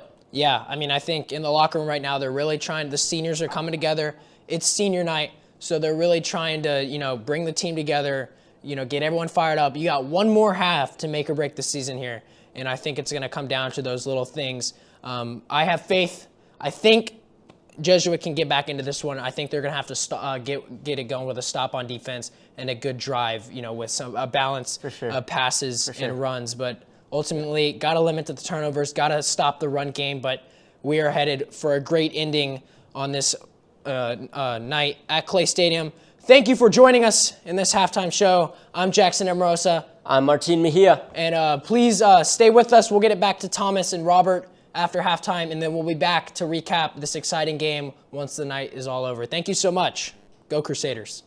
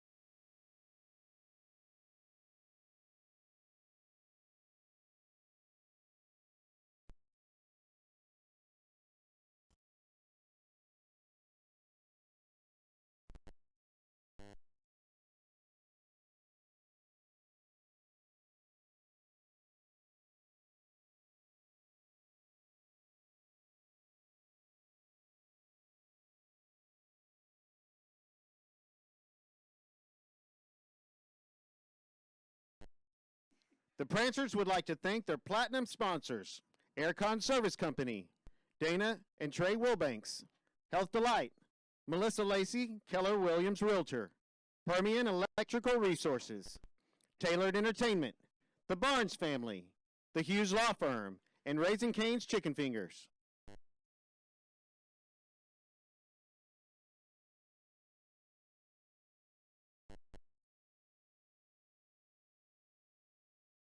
Ladies and gentlemen, please welcome to the field the pride of Pearland, the Pearland High School Marching Band.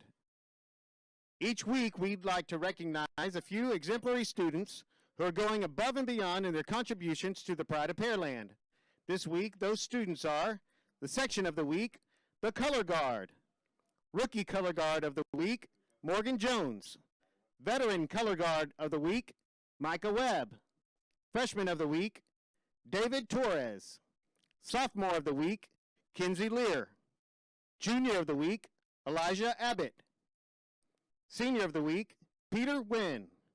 Congratulations on all of your hard work. Tonight, the band will be performing their 2022 production, Pegasus. Please welcome drum majors Ryan Seacrest, Caitlin Wynn, Tia Evans, Rebecca Sorto, and Brooke Wilson, and the Pride of Pearland Marching Band.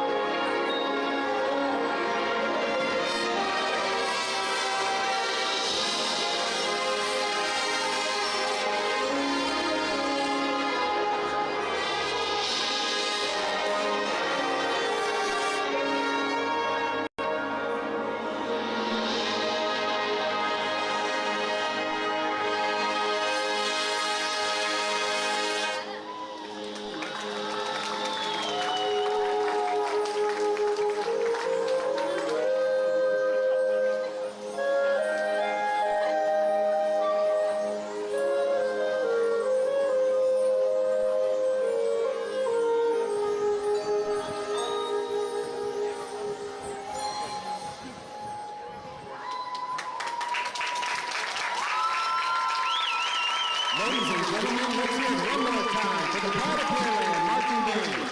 Drum majors Ryan Cecil, Peyton Wynn, Tia Evans, Rebecca Soto, and Brooke Wilson. The band president is Casey Cook. The band is under the direction of Ryan Dickovich, Ann King, George Parker, Blake Jasper, and Dakota Taylor. The Pride of Pearland would like to thank the following sponsors for their support this season.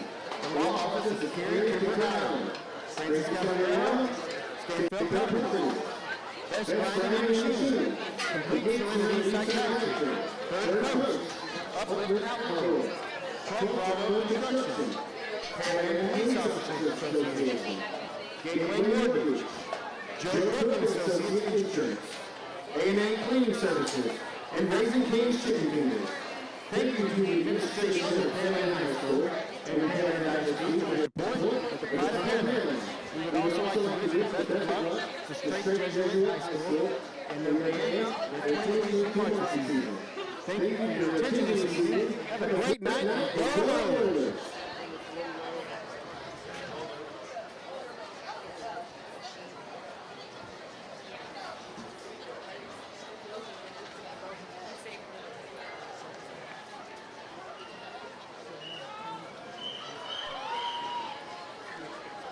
Ladies and gentlemen, please join me in welcoming the Jesuit Band to their field for their halftime performance.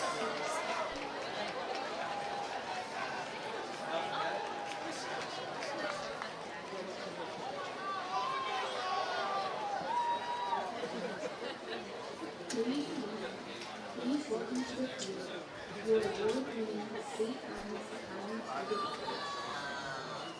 Please everybody onto the field.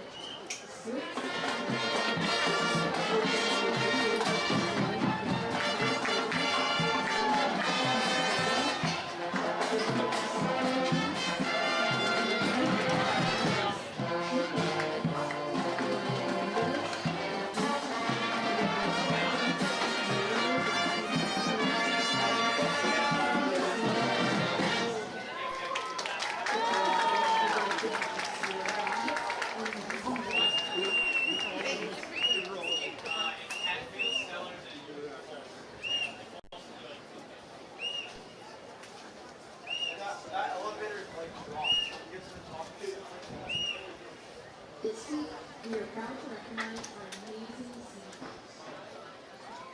Queen Smith, Kylie Carter, Isabella Brown, Crusader, Pearland Taylor, Maya Conrad, Alex Edward, Mary Howard Dawson, and Cynthia Sanchez. We are excited to see the success we have in the future. I love you, seniors. Love you, seniors. Love you, seniors. We love you, seniors. The Fed Girls Children's Performance Classic, played by the Straight Jesuit St. Agnes Band to honor the song.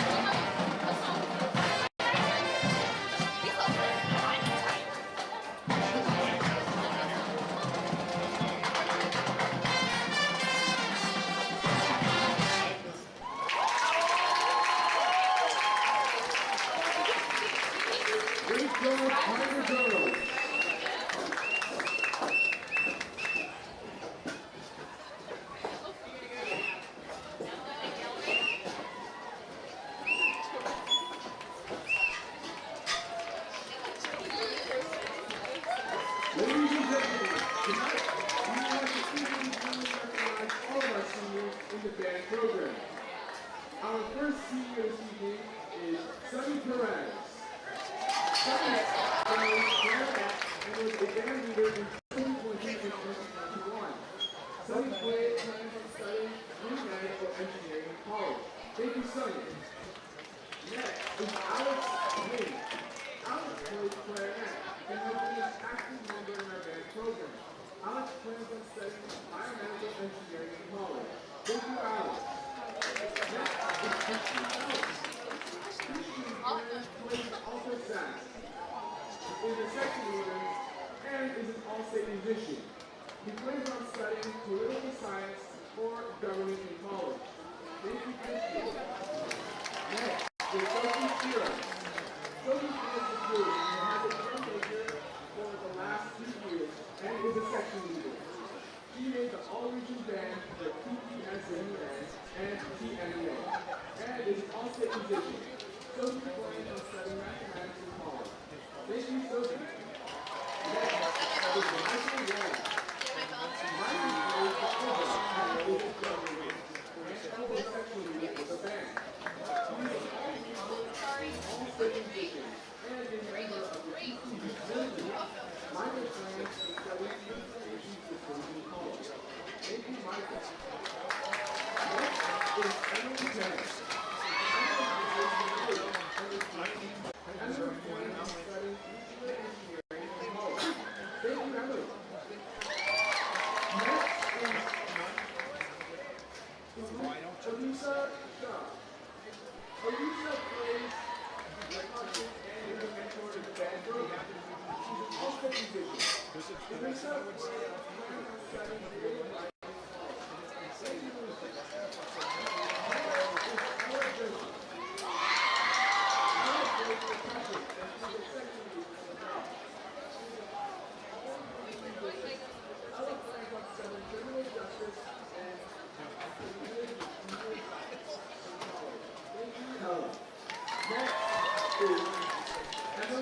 As somebody will come up and it says, yeah, he's like somebody, the creative writing person. He was like, you're gonna have no future. I was like, dude.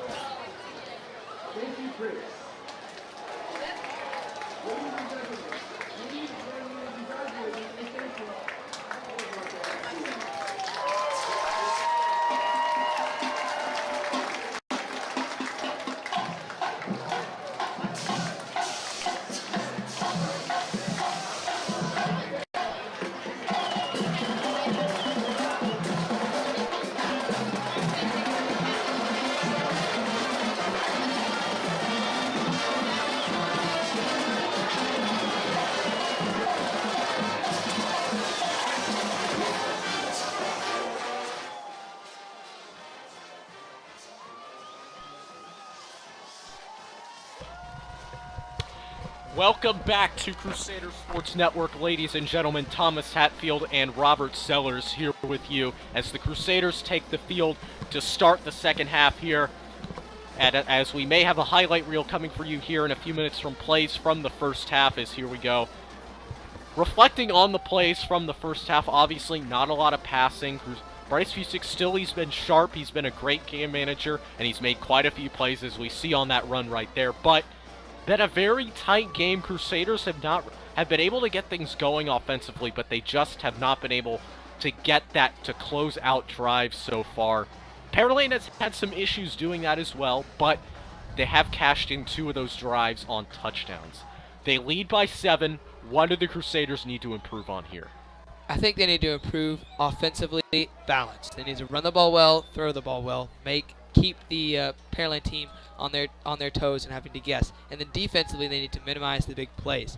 We saw the long touchdown run for LaDamian McDowell on 3rd and long, and then the really big pickup from Jackson Hamilton on 3rd and 7 late in the half. So if the Crusaders can minimize those big plays and have more balance on offense, I think they can come out with a very big win. And remember, the key for the Crusaders is to win by 4.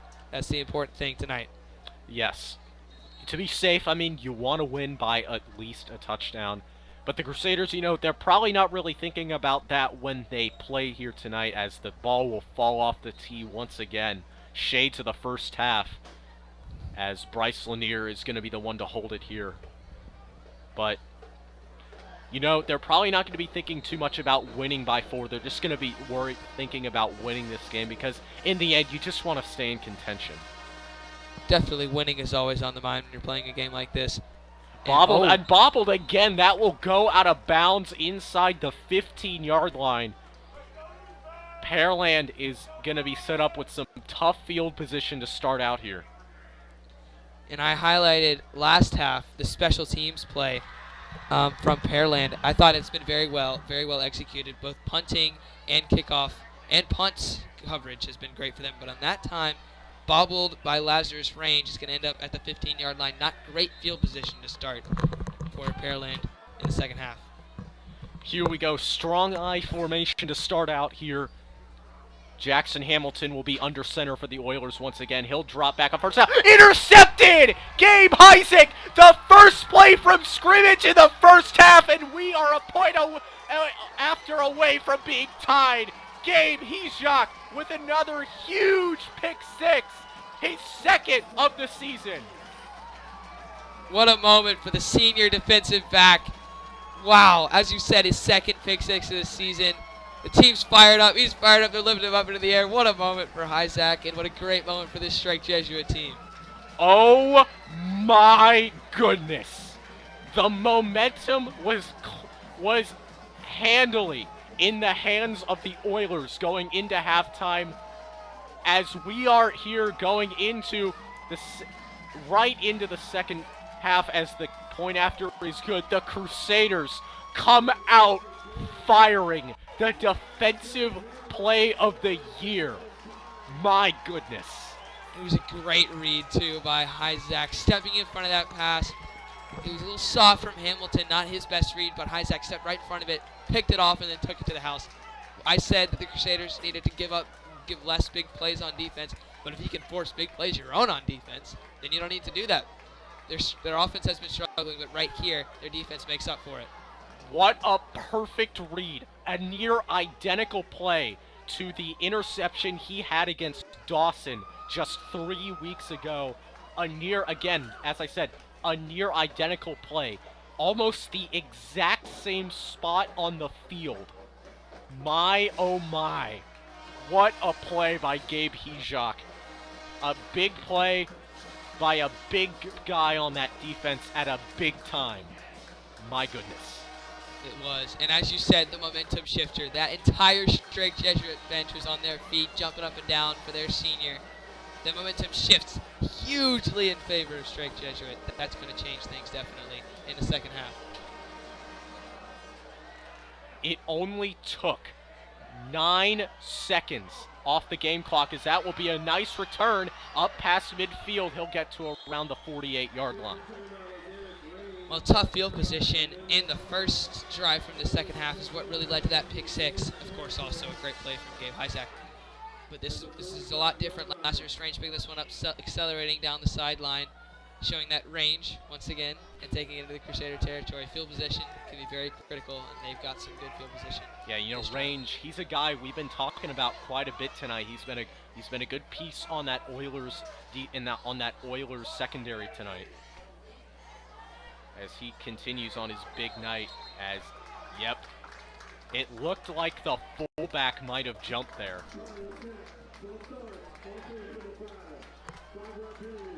Yeah, and as I thought, yeah, you could see he just slightly moved there.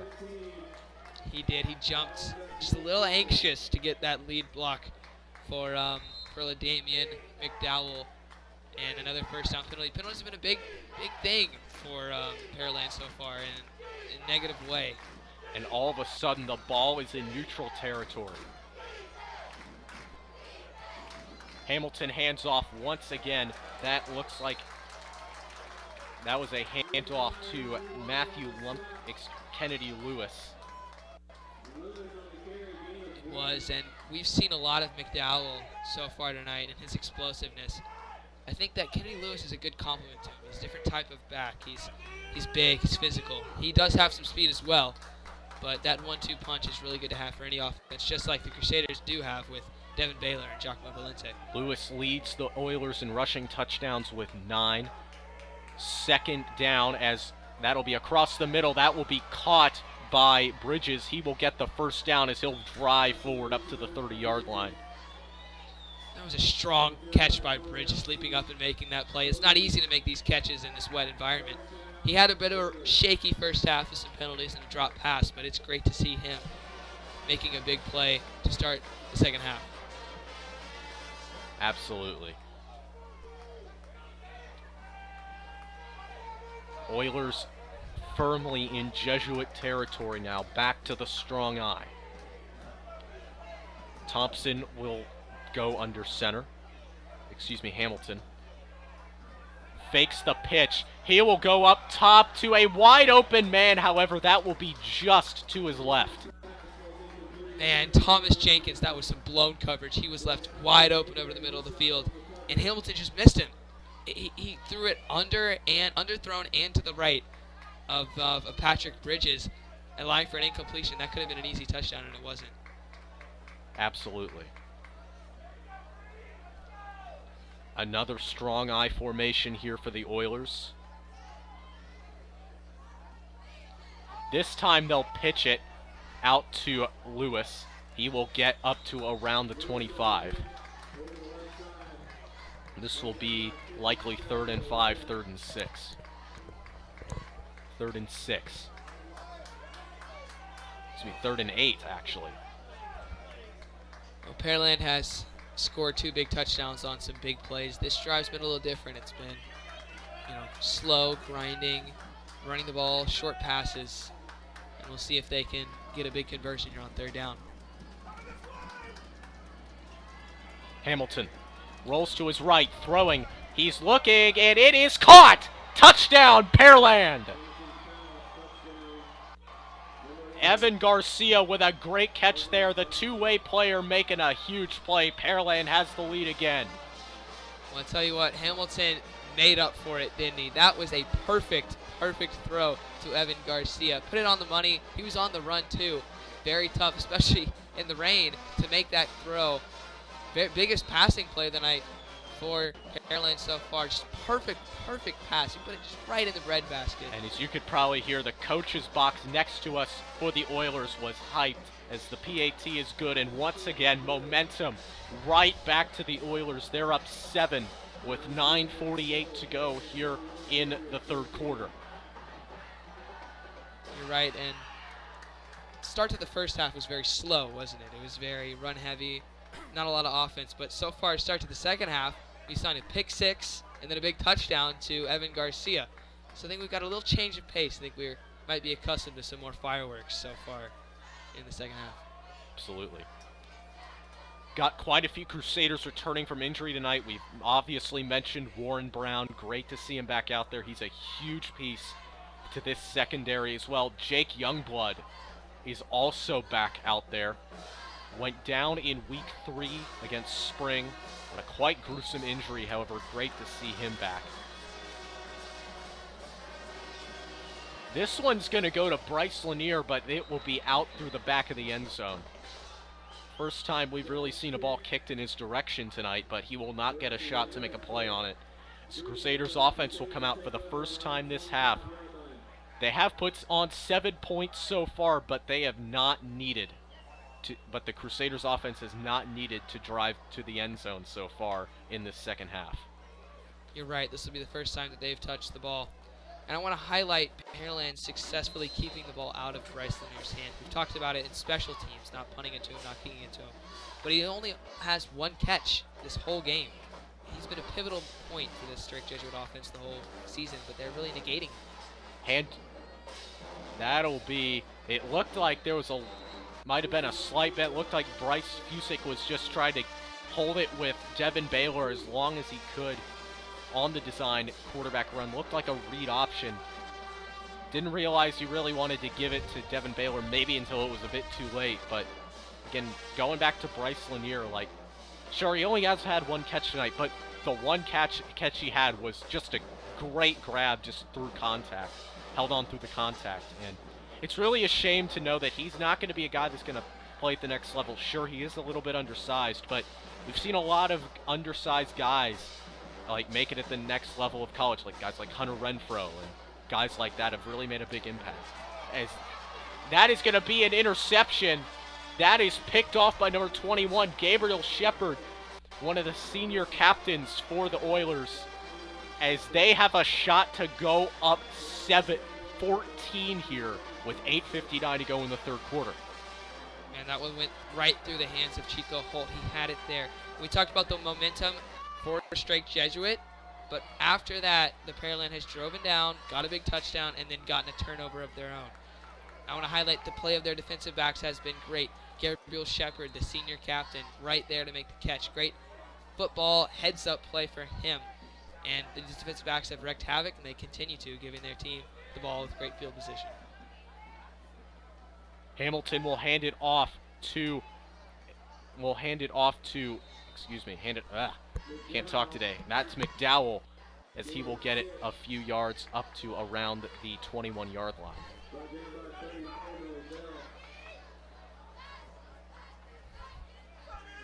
Well, this is a big drive for the Crusader defense. They've got it against them right now with Pearland getting the ball inside their own 30-yard line.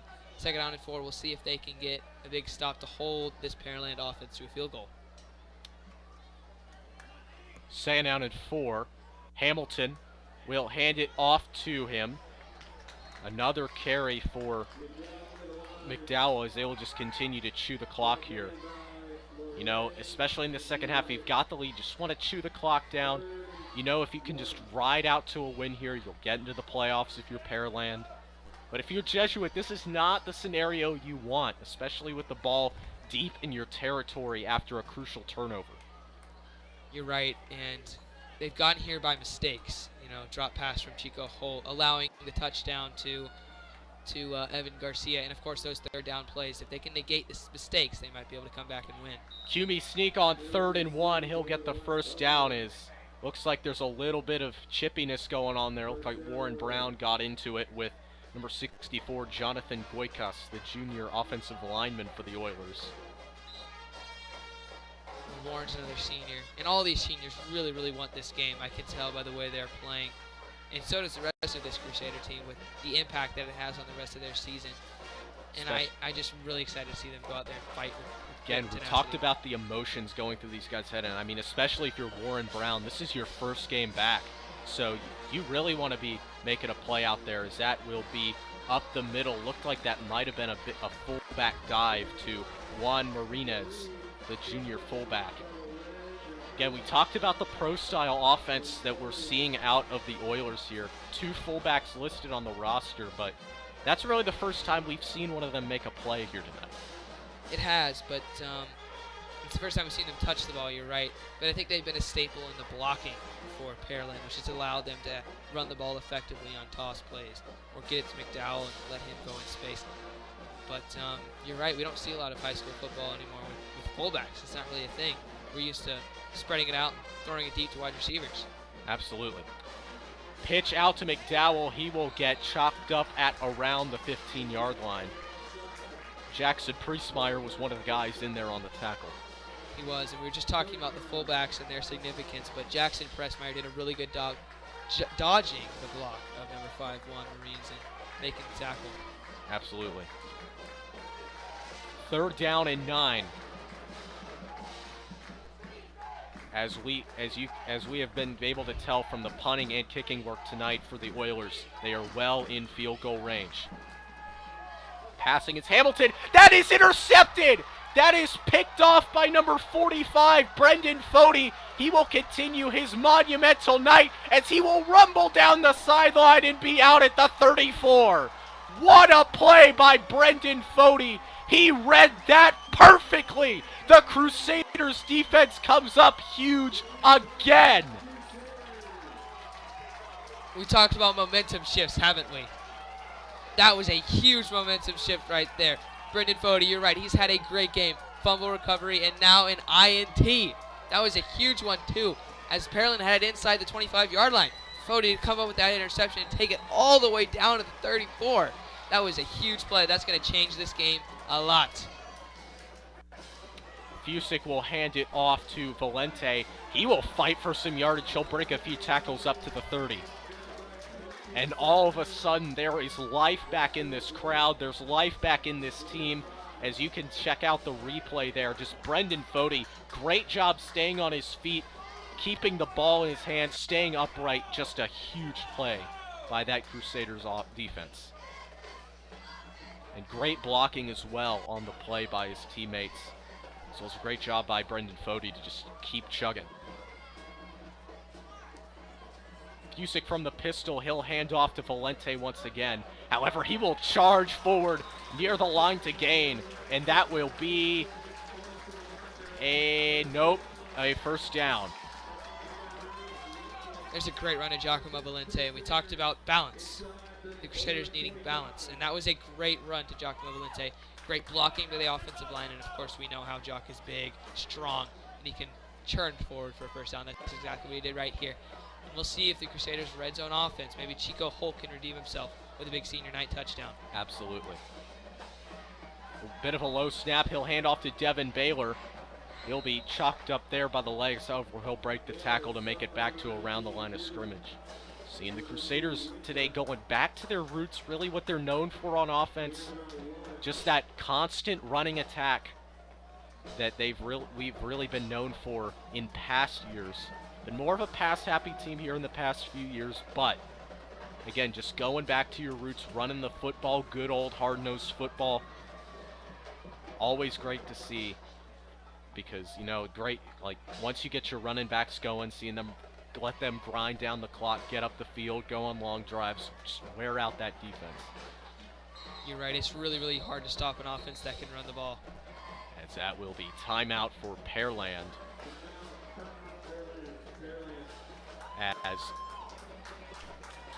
As you know, going back to the running attack here for the Crusaders, really been improving as the year has gone on. Obviously, a bit of a slow start on the ground as we're going to take another look at this interception. You know, that's just great coverage there by Brendan Fody.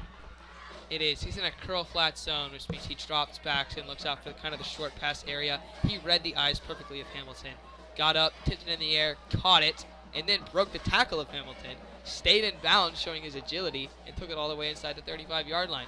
That's going to be a play that Brendan Fody will remember for the rest of his life. On senior night as well. Classic curl flat, as you said, of the, like, very, very reminiscent of the 4-3. So just you have got a middle linebacker and 2 linebackers back in coverage and as more field generals / kind of run stoppers. Empty set, first time we have seen this tonight from the Crusaders. Devin Baylor will be one of the wide receivers out. However, he will shift back inside for the shotgun. Bryce Fusick is going to pass. He's got to roll out to his left. He'll throw on the run. He's got Bryce Lanier. However, he falls down, and that's an interception. Hold on a second. Flags on the field. This might... I'm not sure. Is this roughing the passer? There is a penalty flag here. It could be. The flag is back by the 40-yard line, and usually that means one of two things: intentional grounding or roughing the passer. There's no way. Definitely not intentional No, grounding. like it was clearly, and Bryce Lanier had a play on that ball. It looked like he just slipped. And again, we've just kept talking about it, like you said. We're like a broken record here, but oh nope, that's not gonna matter. They're gonna get the ball back. Bryce Fusick with his second interception. And honestly, that really wasn't his fault there. Bryce Lanier just kind of slipped up. Offensive penalty there, declined by the Oilers, obviously. But the ball will be at the 4-yard line. Now, if you're the Crusaders defense, you had a few big plays here. You were just in this spot at the start of the half. To get a stop here, maybe back them up, force them to punt out of their own end zone. It's going to be something you want to do. Get some good field position for your next drive. You're definitely right. And the Crusader defense has played really, really well in this part of the field, especially. We've seen Gabe Hyzak pick 6. Maybe they can put up some more fireworks here. That will be up the middle to Lewis. However, he won't be able to get too much. Only up to around the 9-yard line. I do like the conservative play call down here inside your own 5-yard line. Just hang it off to your power back. Let him just, give you some breathing room so you're not just right back up against the end zone, because sometimes that can be an extra defender for the defense if the end zone is right there. 2nd and 6 from the 8-yard line. Again out of the I formation. Bridges in motion. They'll hand it off once again to Lewis. He'll get up to around the 11-yard line on this one. And this will bring up 3rd down over a short yardage situation. And that was a great play by Graham Drolet, the defensive lineman, the junior. And it looked like Lewis was going to have a lot more yards from my perspective, but Drolet just kind of stuck his arm out there, grabbed him, and took him to the ground. That was a great play to force 3rd down and 3.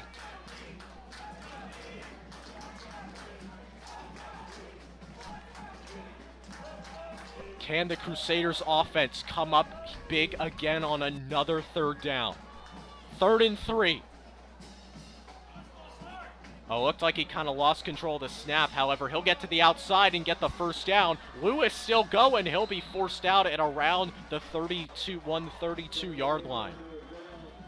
What a play by the senior captain, Kennedy Lewis, to be able to turn the corner and pick that up. He was met in the backfield, and he broke that tackle, broke another tackle, accelerated, got the sideline, and picked up the 1st down. You love to see that from a backup running back, and especially from a senior captain. Absolutely. 1st and 10 from the 26-yard line. Looked like he kind of went out at around the 30. Lewis will take it once again. He'll get up to around the 29. There he is again. Brendan Fody made a great play. Only a 2-yard pickup. He's been all over the field. He's done everything tonight for Strike Jesuit. Check that. The ball will be on the 28, gain of 2 on the play. It'll be 2nd down and 8 coming up for the Oilers. Crusaders giving Pearland a run for their money on a surprisingly defensive game here thus far. I mean, I expected a lot more offense, but obviously the conditions have been a factor. We saw it on that last drive on the interception. But also, can't take away from the fact that a lot of these teams have had a lot of missed opportunities as here we go. Hand off to McDowell. His first carry of the drive is he will be driven back. He'll only get about a yard on that one. And yet another big 3rd down for this Crusaders defense coming up right here as the ball will be at the 30-yard line. And I got to say, Crusader defense has been dominant except for 3rd downs. They've gotten 2 big touchdowns on 3rd downs, and those were really 3rd down and long. This is 3rd and 6. if the Crusaders can get off the field, I think that will help their offense a lot, as well as their entire team. 3rd and 6, 56 seconds to go in the third quarter. Empty set, Hamilton will throw. That is incomplete. Overthrew his receiver in coverage was number 12, Jaden Jenkins, as the punt team will come on for the first time this half for the Oilers. And that's the second big missed pass that Jackson Hamilton had. Gabe Ortiz ran an out route, 5-yard out. If he had made that pass to him, made that catch, he would have gotten the first down and maybe a little bit more. Instead, he misses him, and it's a punt for Pearland. A bit of a high snap, as that will be punted away. Bryce Lanier smartly letting it roll, as that will be downed at the 24-yard line. So out comes the Crusaders offense once again. For them, it has not been the most ideal start to the half, but still 12 minutes and 36 seconds of game time still to go in this game. And in football, they always call the final minutes the longest minutes of your life. So there's still a long way to go in this one. Definitely, this game is nowhere near out of reach for Strake Jesuit. Down by 7, they've got the ball. Their offense has shined at times, struggled at other times, but if they can kind of harness their potential here, I think that they can make a comeback and set out to win this game. Here we go.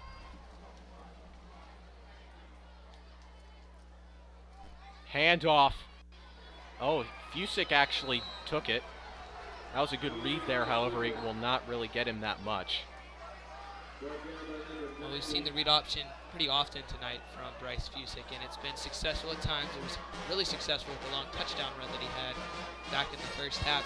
But most of the time, the keeper has really not been there for him.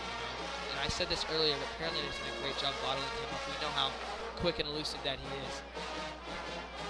Absolutely. As this will be a timeout. Actually, excuse me, no, it will not be a timeout. That's the end of the third quarter. Quite a quick third quarter, but an eventful one at that. A pick 6 and and a touchdown for Pearland. Ladies and We gentlemen, will continue on here. The fourth quarter coming here in just a moment. Do not go anywhere. You are watching Crusader Sports Network.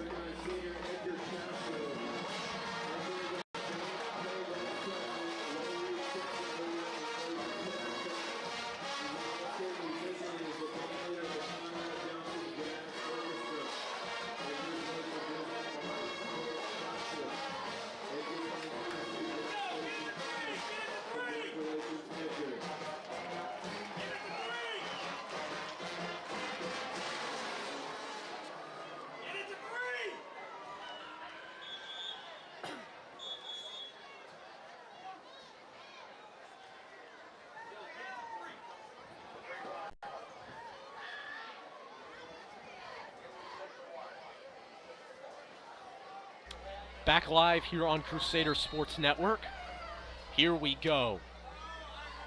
Fusick will hand it off to Valente. He'll bull forward up to around the 28-yard line.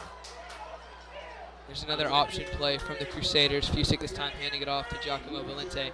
Those have been unsuccessful. Pearland defense has done a great job figuring out who has the ball, reading that well, making a play on the ball carrier. And their run defense has been shaky at times, but it's been solid for the most part, And I think if they want to win this game, they have to make Bryce Fusick make plays. Absolutely. Conditions certainly aren't helping. As here we go, 3rd and 10. A crucial third down for the Crusaders. Obviously still a bit of ways to go, but this is when you want to convert. Fusick. He's just going to throw it up and incomplete. Just kind of threw it out of harm's way. Just kind of had nowhere to go with one. Just an all-out rush from that defensive line of the Oilers. He just had nowhere to go with that ball. There was pressure in his face almost immediately. Pearland really got in there. Offensive line just didn't really pass protect as well as you would have hoped, and that just made Fusik just have to run straight backwards and just heave it out of bounds. That is not a good third down play.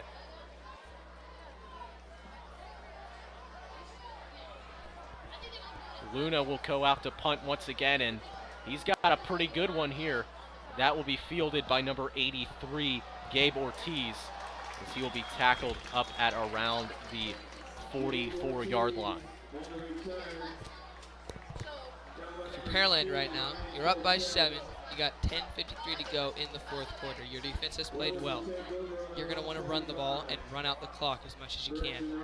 So, folks, we've seen it a lot already from Pearland, but you should expect more runs, a lot of runs, and a lot of slow football from Pearland. If they want to win this game, they're going to have to just, this drive, milk as much clock as they possibly can. Absolutely. Jesuit Pearland, however, has already used one of their timeouts, so that could come into play. Handoff, McDowell will juke forward up to the 30 to around the 47-yard line. There's the first run of the drive to McDowell. Last drive, the feature back was Kennedy Lewis. This time they're working McDowell back in. To have two guys like that that are both solid, both getting rest and both getting reps is very important, especially in the fourth quarter. Crusaders have had a very similar setup of their own as the snap here from the 47.5-yard line. He will swing that out. Once again, that is McDowell. He will be forced out at around the 45. Hamilton has not really thrown the ball very much tonight. He has not, but when he has thrown the ball, he's done a good job getting it to his playmakers. Whether that's McDowell or Patrick Bridges or Kennedy Lewis, getting them out in space, good blocks, letting them run has been the strategy for the passing game for Pearland. Absolutely. And it's really been working tonight. You know, been a very defensive game, but the Oilers, I would say, no doubt, have had the much cleaner game on defense, on offense so far. Both quarterbacks have had 2 interceptions. But, you know, they've really been able to move the ball, I would say, a lot more efficiently so far. Sure, both sides have made mistakes, but I would say Pearland has capitalized on those mistakes much better than Jesuit has so far. I think you're right. I think capitalizing on mistakes, like you said, is a very key component to a football game. A good example of this is Brendan Fode's interception. Ran it all the way down to the 30-yard line. Like on one of the very next couple of plays was an interception. So that was an example of a missed opportunity where Strake Jesuit did not take advantage of the mistakes of Pearland. But Pearland has been much better on that, like you said. Absolutely. And so that is just dropped. Ooh, oh, yep, they're going to flag him for that. Josh Hebert just, I don't know what he was thinking there. I mean, I got to be honest. He just wasn't paying attention. I guess he wasn't. And Josh is a good guy. I have him in Latin and mythology. So, I mean, I guess I didn't know what he was seeing there. Bridges obviously dropped the pass, and Hebert just kept going and tackled him. So it was not a very smart play for him, and it's going to cost his team 15 yards. Oh, gosh, yeah. He just, I don't know what he was thinking. That he looked like he just wasn't really paying attention, in my opinion. But as we do have an update from the Astros game, JT Real Muto with a double with 2 runners scoring. Game is all knotted up at 5.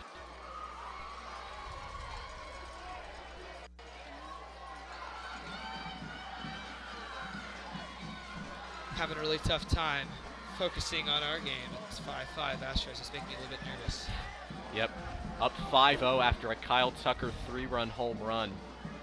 As that is off to McDowell. He will get around 5 as he'll fight up to around the 26.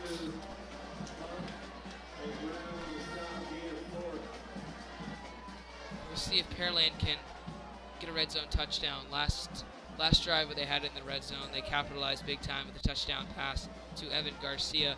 We saw 2 things from quarterback Jackson Hamilton. A very bad pass, and a very good pass. So we'll see what version of Hamilton shows up on this drive.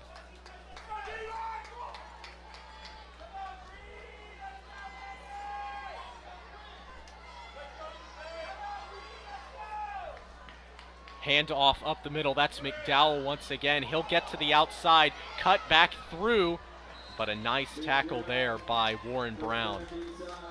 It was a nice tackle, but it was also great vision from McDowell. The blocks were there, but it's really hard sometimes for running back to see which hole to go through, which one's going to get you the most yards, and which one's going to end up in a loss. McDowell picked his way, found which way he wanted to run, picked up the first down, and Pearland letting the clock run once again. It's running down to 0 every single play that they have, and they're just trying to milk as much clock as they can. Another 1st and 10, this one from the 17-yard line as the clock slowly ticks away.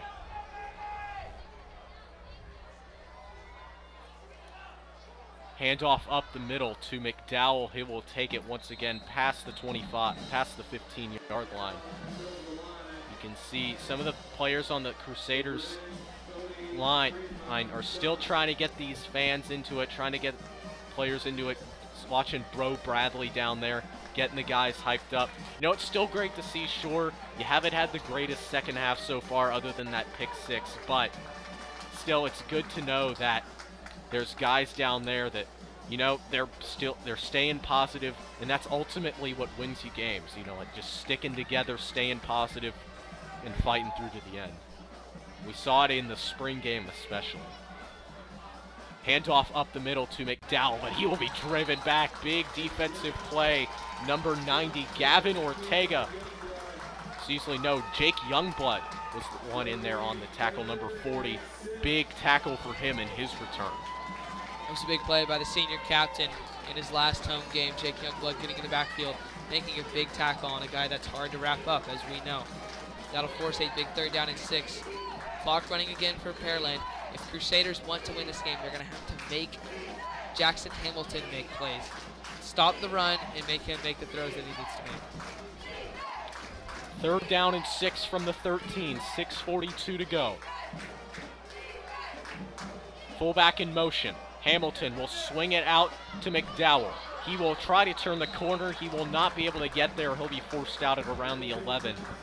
And now the question is, do you bring out the field goal unit or do you go for it?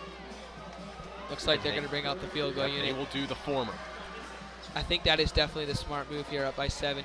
If the field goal is good, it's a 2-possession lead, which is really difficult to surpass.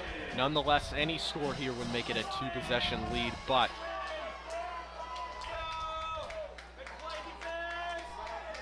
here we go. Crusaders get a good rush, but it will not be enough. It will go through.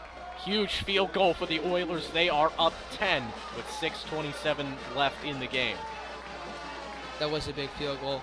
Those 3 points are huge if you're up by 10 late in the 4th quarter.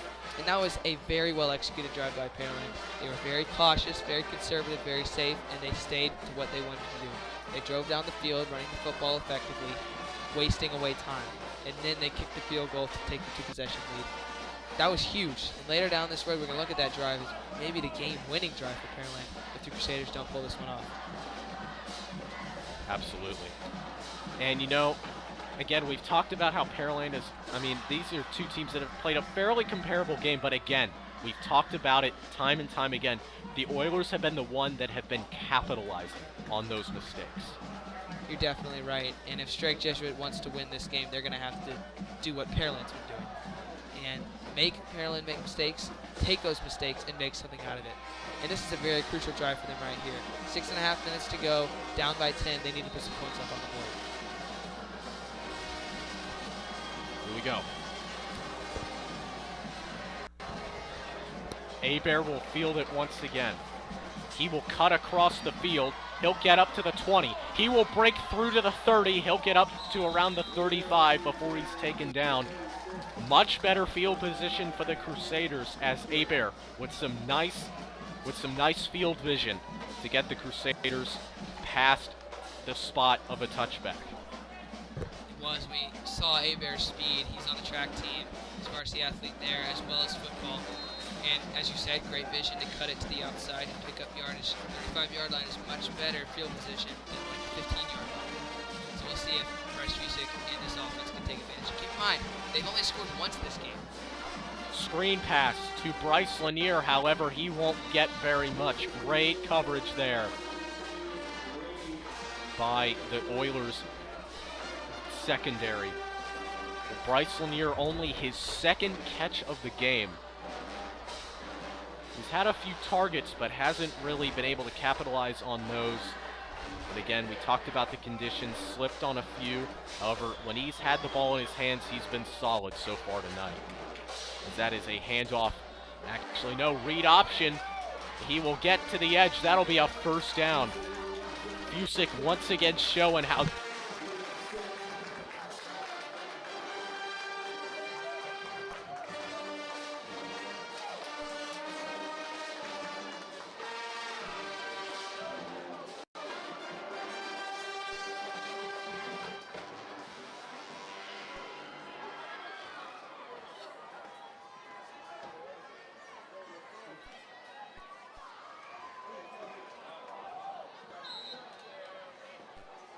Busick's pass intended for Lanier. Shepard on the coverage.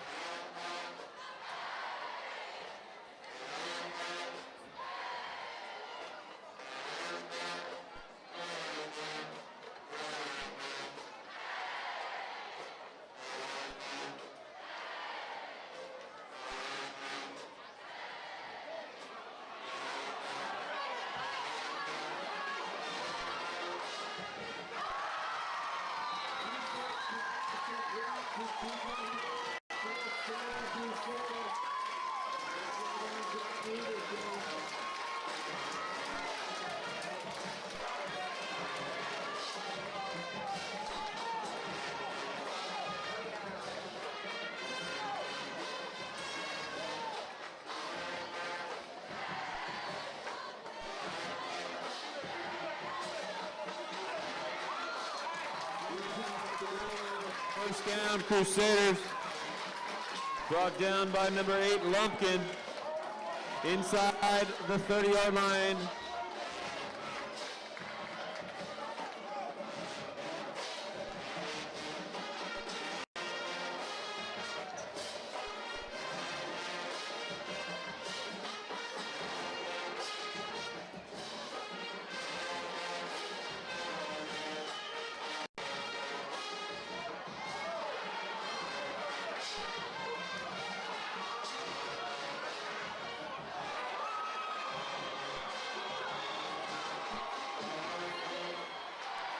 Busick's pass intended for Lanier.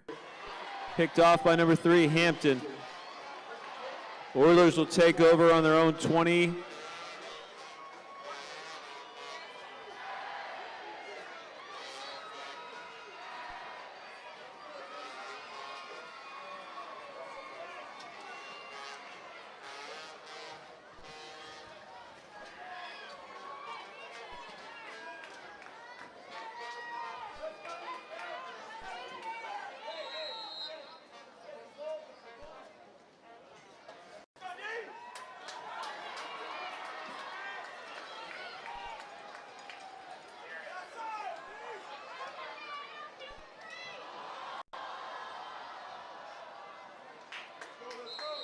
McDowell, gain of 2. Harris on the tackle for the Crusaders.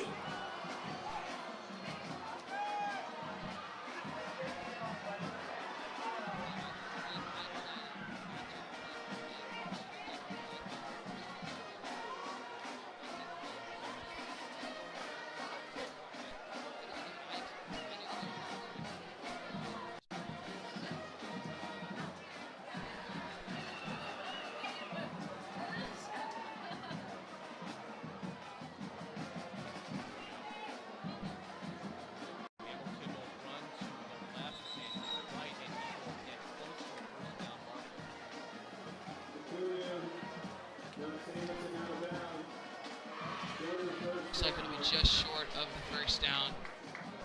Oh, here's a big third down play for Strake Jesuit. Down by 10. Got a third and short.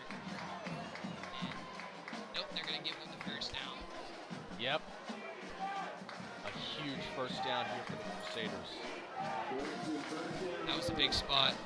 We would have had third down and short there. Chance for them to get off the field, but instead, a first down. Fresh set of downs for Pearland. They got a lot more time to milk off the clock now than they would have before. We understand we lost audio for a few minutes there, so we will now update you on what has happened so far. There was an interception in the end zone on a jump ball, as that is a handoff up the middle once again. That is McDowell.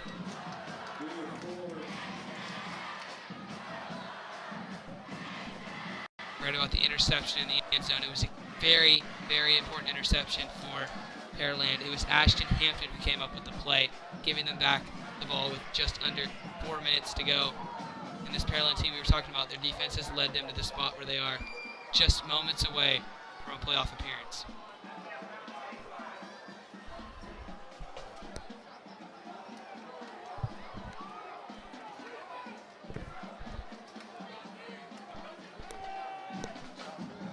McDowell will take it once again. He'll bowl forward. He'll have another first down. Another first down for Pearland. A new fresh set of downs for them. And I tell you what, if they can keep doing what they're doing at the rate that they're doing it, this game might be over for Strake Jesuit. Down by 10. They can keep getting first downs, running the ball effectively, milking the clock. If Strake Jesuit wants any chance at this one, they're going to have to pin their ears back and do whatever it takes to stop the run. Absolute.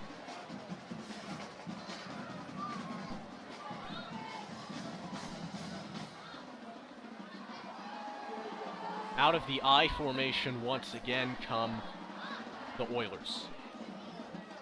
Pitch out. However, he will be bottled up in the backfield. There it is. That's exactly what I was talking about. Cheating up, stopping the run, doing whatever it takes. That's a great, great play by the Crusader defensive line, and they'll use their first timeout here with 2:43. This is the sequence right here. These next two plays, very, very vital for Strake Jesuits' postseason chances. The Crusaders will take their first timeout of the half here with 2:43 remaining in the game.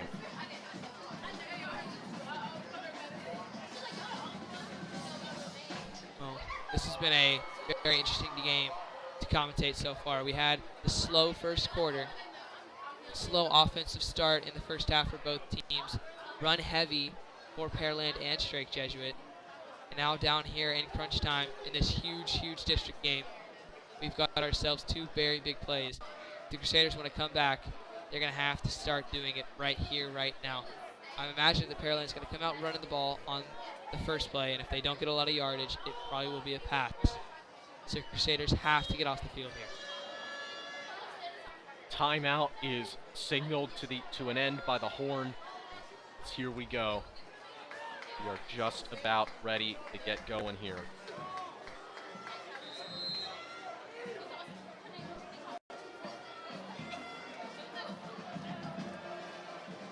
Out of the I formation, in motion is Glasper. That'll be a fullback dive up the middle, however, a nice tackle from behind by Cole Huff. Another senior making a play for Strake Jesuit. Cole Huff, the linebacker, ate that one up. Nowhere to go from Juan Marina. That's his second carry, I believe, for the fullback position. Both have gone for very minimal gains. And now it's third down and long. Crusaders going to take their second timeout. Not dead in the water yet necessarily, but you know, you've just got to begin to do some clock management here. Just get every second out of this game that you can, because we saw it in the spring game. Things can turn around at the drop of a hat, and the Crusaders still have a little bit of time. If they can get a stop here on third down and 10, if they can do that, they might have a shot to go get the onside kick If they get a touchdown, go back, get another touchdown. And not only that, that will give them the 4-point advantage. So that will clinch them the playoff spot as well if they can get 2 touchdowns on back-to-back drives. I have confidence that they can do it personally. We know what they can do. We've seen how quickly they can go up and down the field. Definitely, they need to minimize mistakes. We know that they can do it. They just got to believe. Absolutely. Hamilton will throw on the run. He's got a man, and he will stumble. He will try to stay in bounds. He might have just fell in bounds. However, the clock operator stops the clock at 2:25. And that was a huge third down conversion for Pearland. 3rd and long. Crusaders have struggled to get off the field every single third down that they've faced. Another big conversion for Pearland. Clock is ticking. It'll get down inside, 2 minutes left. Jesuit just the 1 timeout remaining. Another first down and this game's over. We have an update from the Shadow Creek A-Leaf Taylor game. The Sharks up on the Lions 45-0. Handoff up the middle to McDowell. He'll get out to the edge. Norvell will be in on the tackle, as will Gabe Hejak. A great job staying in bounds by McDowell. That's a very heads-up play. If he goes out of bounds, he gives the Crusaders another 40 seconds to work with. Getting out of... Looks like Crusaders are going to take their final time out of the game. With 1:49 to go, the Crusaders will take their final timeout. It will now, if they get the ball back, it will now all be down to clock management. It will. They have to have a sense of urgency here. This is a very big game for them against Pearland, one of their rivals. This is the last 2 minutes potentially of their postseason chances. And if they can somehow get a stop and get the ball back, a sense of urgency, like you said, is necessary. But crazier things have happened, and I believe this Crusader team can do whatever they put their minds to. Absolutely. Still over 30 seconds left in this timeout. However, a big second down here for both teams. Now with no timeouts. With the Crusaders having no timeouts, a first down is going to be all it takes for this game to be over. They can just bleed the clock out. Here we go. Handoff. However, a big hit. He will be driven back. Michael Ukonu and Brendan Fody, 2 of the guys in there. And this will bring up a huge third down, but the clock continues to run down to 90 seconds. You're right, but that was a great play, like you highlighted, by 2 big seniors in the middle. Michael Ukonu and, once again, Brendan Fody. He's had a great game. So have all these seniors. They've really played their heart out tonight. And I think that it all goes out to them. They've really gone out with a bang here in their extended play stadium. Absolutely. But with 1:10 to go, this is likely going to end the Crusaders' chances of playing past next week. And with a minute to go, timeout Pearland with 59 seconds. And this will likely be the Crusaders' last stand, as their season will likely not last past November 4th. After tonight, you can tell Crusaders players just staring on. Obviously, unfortunate end to the season. This was not sure. We saw a lot of steps forward for this team, but especially after the disappointing end to last season and what looks to be possibly a disappointing end to this season. I mean, this was a Crusaders team, or this is a Crusaders team that was very hungry to make the playoffs. However, unfortunately, that dream will likely come to an end here this evening. But still, got to give it to this team. They have fought through this entire season, battled injuries, And they've never given up. Absolutely, they have not. Handoff. This will be a jet sweep to number 83, Gabe Ortiz. Warren Brown with another big tackle there. We've said his name quite a few times tonight. In his return, he has made quite a few big plays. He has, definitely. And the clock here will tick all the way down to about 9 seconds when they snap it. Looks like Pearland is going to keep their offense on the field. I wouldn't blame him, because you run it all the way down to 9 seconds, take the timeout, and then just run around with the ball. Just sprint back towards your own end zone, just run around in the backfield, do whatever you have to do. Because the second, if the second that ball hits the ground before 2 seconds, or the second someone gets tackled, yep, there we go, there's the timeout. But the second that ball, that there was a downed ball, or a downed player, before the clock hit zeros, that's another chance for the Crusaders, and of course, untimed downs could happen. We've seen crazier scenarios than this, but likely not gonna happen. But still, smart clock management by the Oilers. You're right, and I think you were right about what we're gonna see here. If the quarterback and the offense comes back out, it's direct snap to Hamilton. He'll probably run back, he'll probably take a safety, which will send Pearland to the playoffs. Absolutely. Just a great performance all around from Pearland defense. They have shut down this Crusader offense. But I will be very sad to miss this group of seniors. They're going to be exiting Clay Stadium for the last time. Bryce Fusik, Bryce Lanier, all of the seniors have been very great. They've left a lasting impact on this. So many guys that will go on to play at the next level. I formation. Here we go.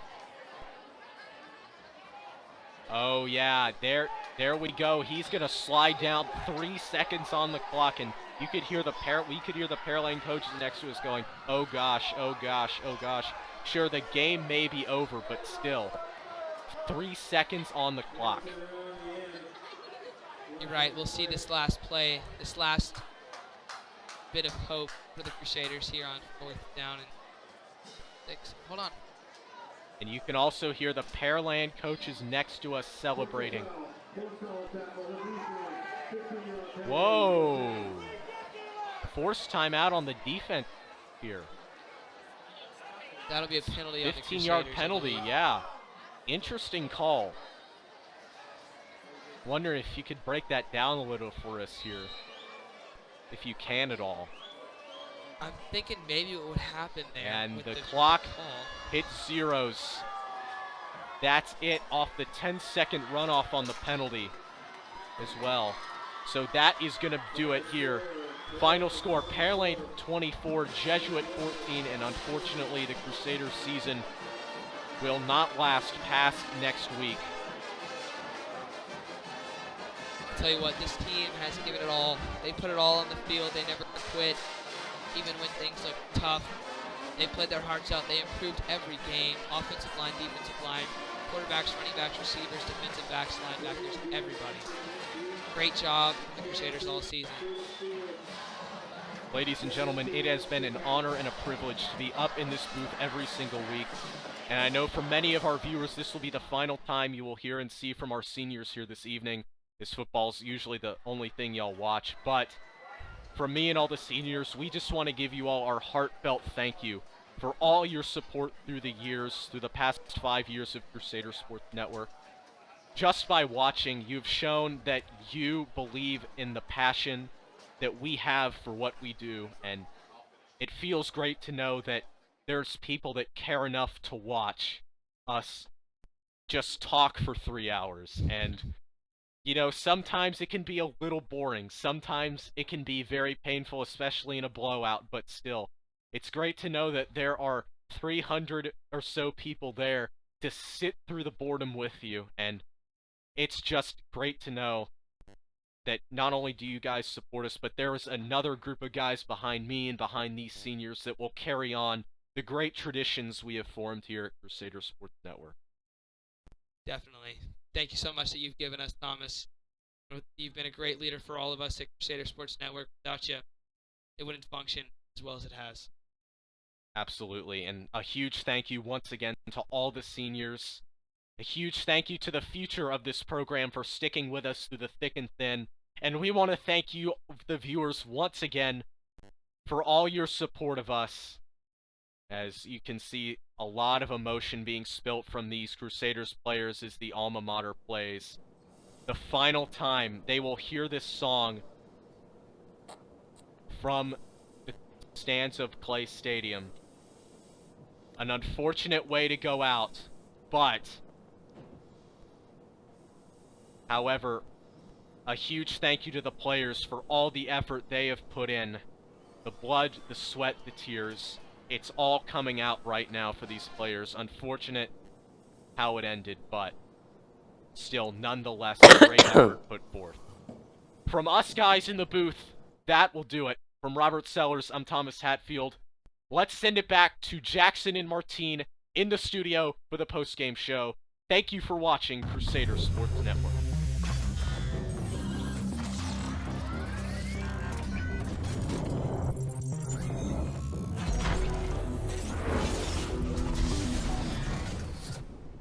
Welcome back, Crusader sports fans. We're here to give you a little recap in this post-game show.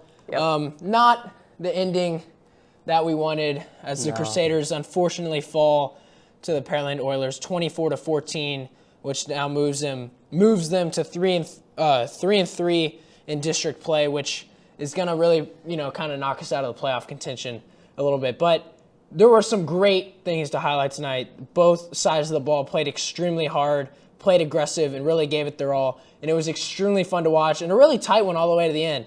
And the road doesn't end here. We will go to Shadow Creek next week, but just to kind of bring us some highlights. Martine, what stood out, especially in the second half? Our defense did really, really well, and so we tried to lock up there, and for the most part, we did a really good job, but we had some fallbacks. Yeah, I mean, the defense had a season-high 3 turnovers, 1 taken back for 6. Gabe Hijak with another pick 6. He had one a few weeks ago, so he has really turned it up. A senior, a lot of the seniors out there tonight did amazing, and we want to really highlight them on their senior night. They really, carried this team, from practice in the locker room to on the field, kept the energy high all night, but like you said, the defense really held them to only 24 points, which was really, a strong feat. Brendan Fody had an interception as well, and they forced a fumble in the first half. So they really, gave the offense a really good chance. And, the offense had a few struggles, but Bryce Fusick really, in his offense, really did as much as they could to, try and get this one and pull it out. But, couldn't, kind of fell short. But, Bryce and his defense, the senior receivers, Chico Holt, Bryce Lanier, Rhett Thibodeau, and the whole crew played, their hearts out and played phenomenally.